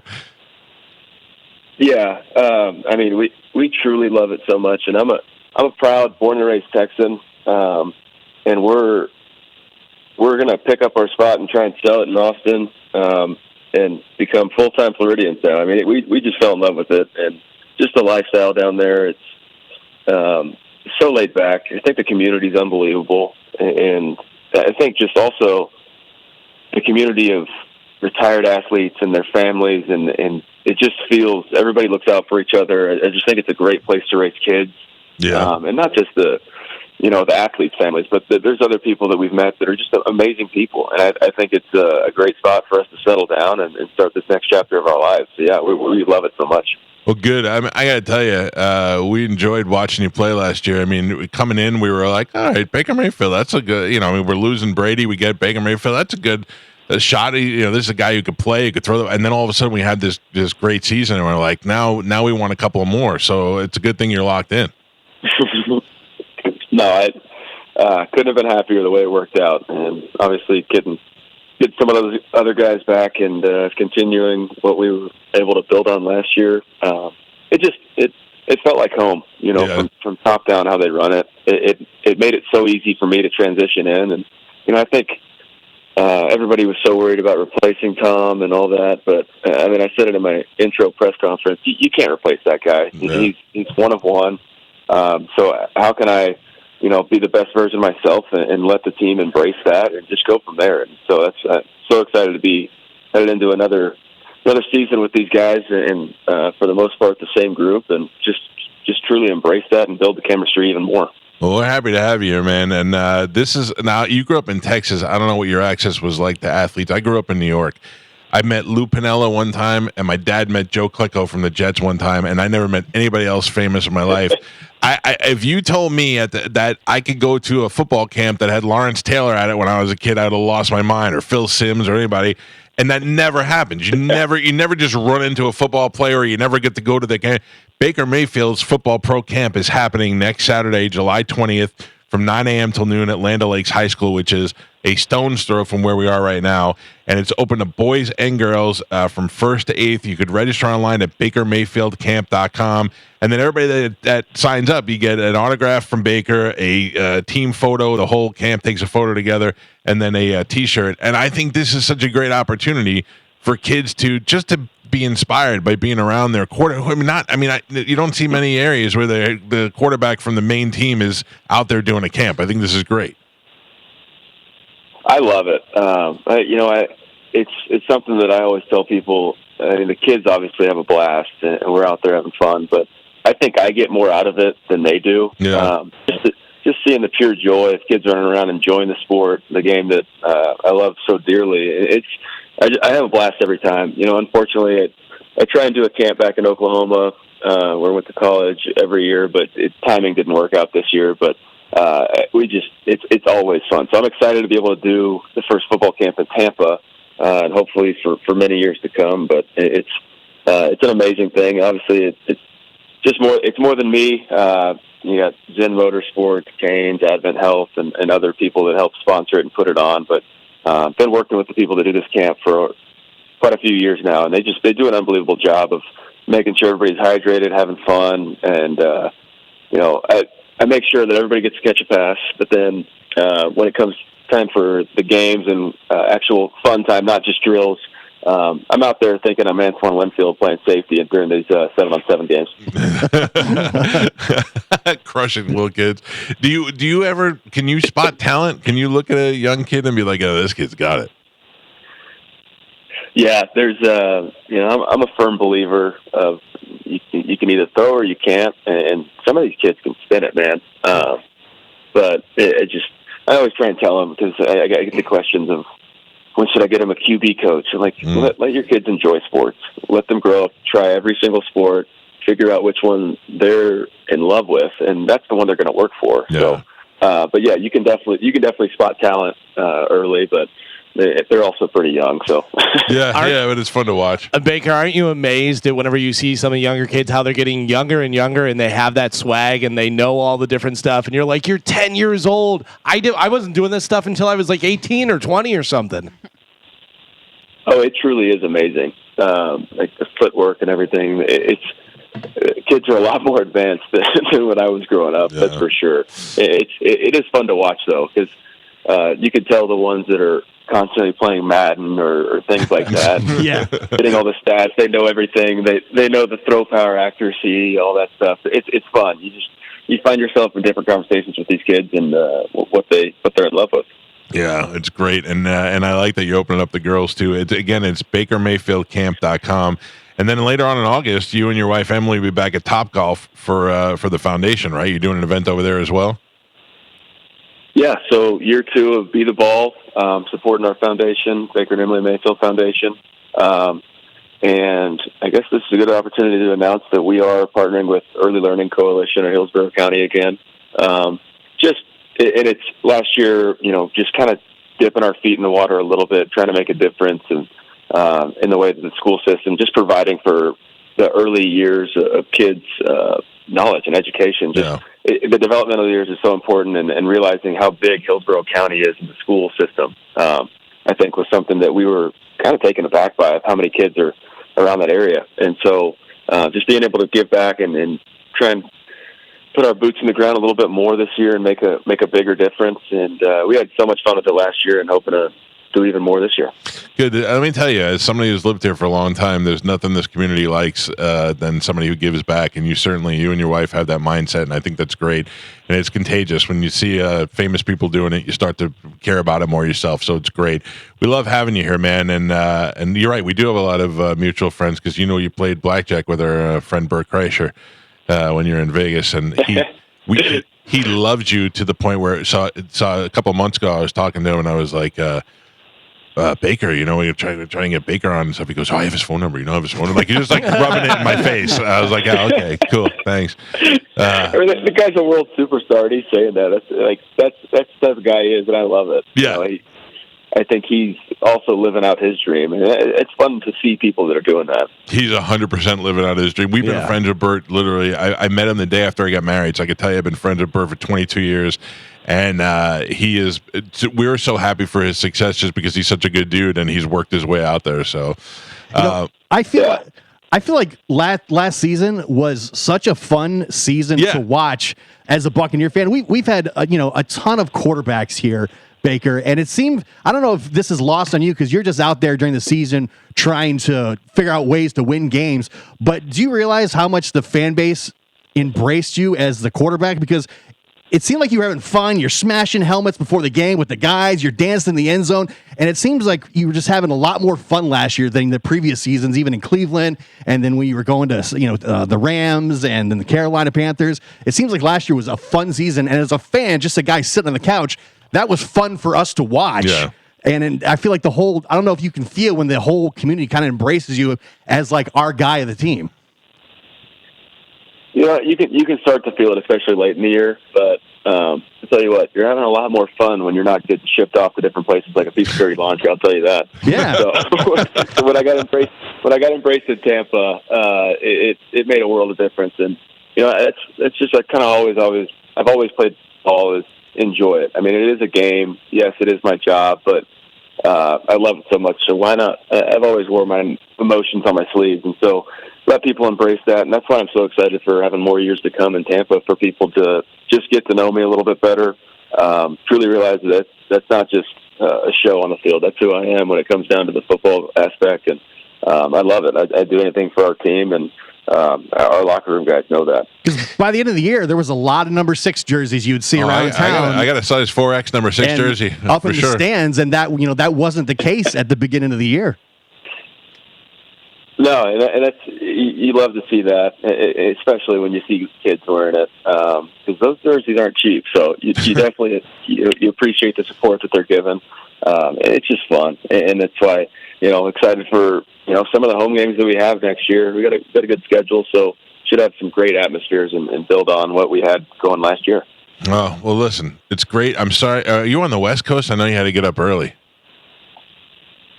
Yeah, so I'm actually out here in Lake Tahoe for the American Century Championship. So nice. I got a little practice round this morning, but traveling east to west is not bad, except for the fact that when you wake up about 4:30, ready to go, and there's no coffee available. A couple of things I want to say. First of all, usually when we are excited to talk to somebody, you run the 50-50 risk that after you're done talking to them, you go, that guy was a dick. You're great. I'm so glad you're not a dick. And also, I'm pretty sure we became best friends during this interview, so I look forward to talking to you more, hopefully, during the season. If we can do anything to make Pete jealous, I'm down for it. Yeah, there you go. Listen, you got to realize you're going to need some friends in this. I'm going to be honest. I'm a Buccaneer fan, and I like watching football games, but I'm not one of those guys that, I don't know stats, and I don't know defenses and all that. I just like to watch it for the fun of it.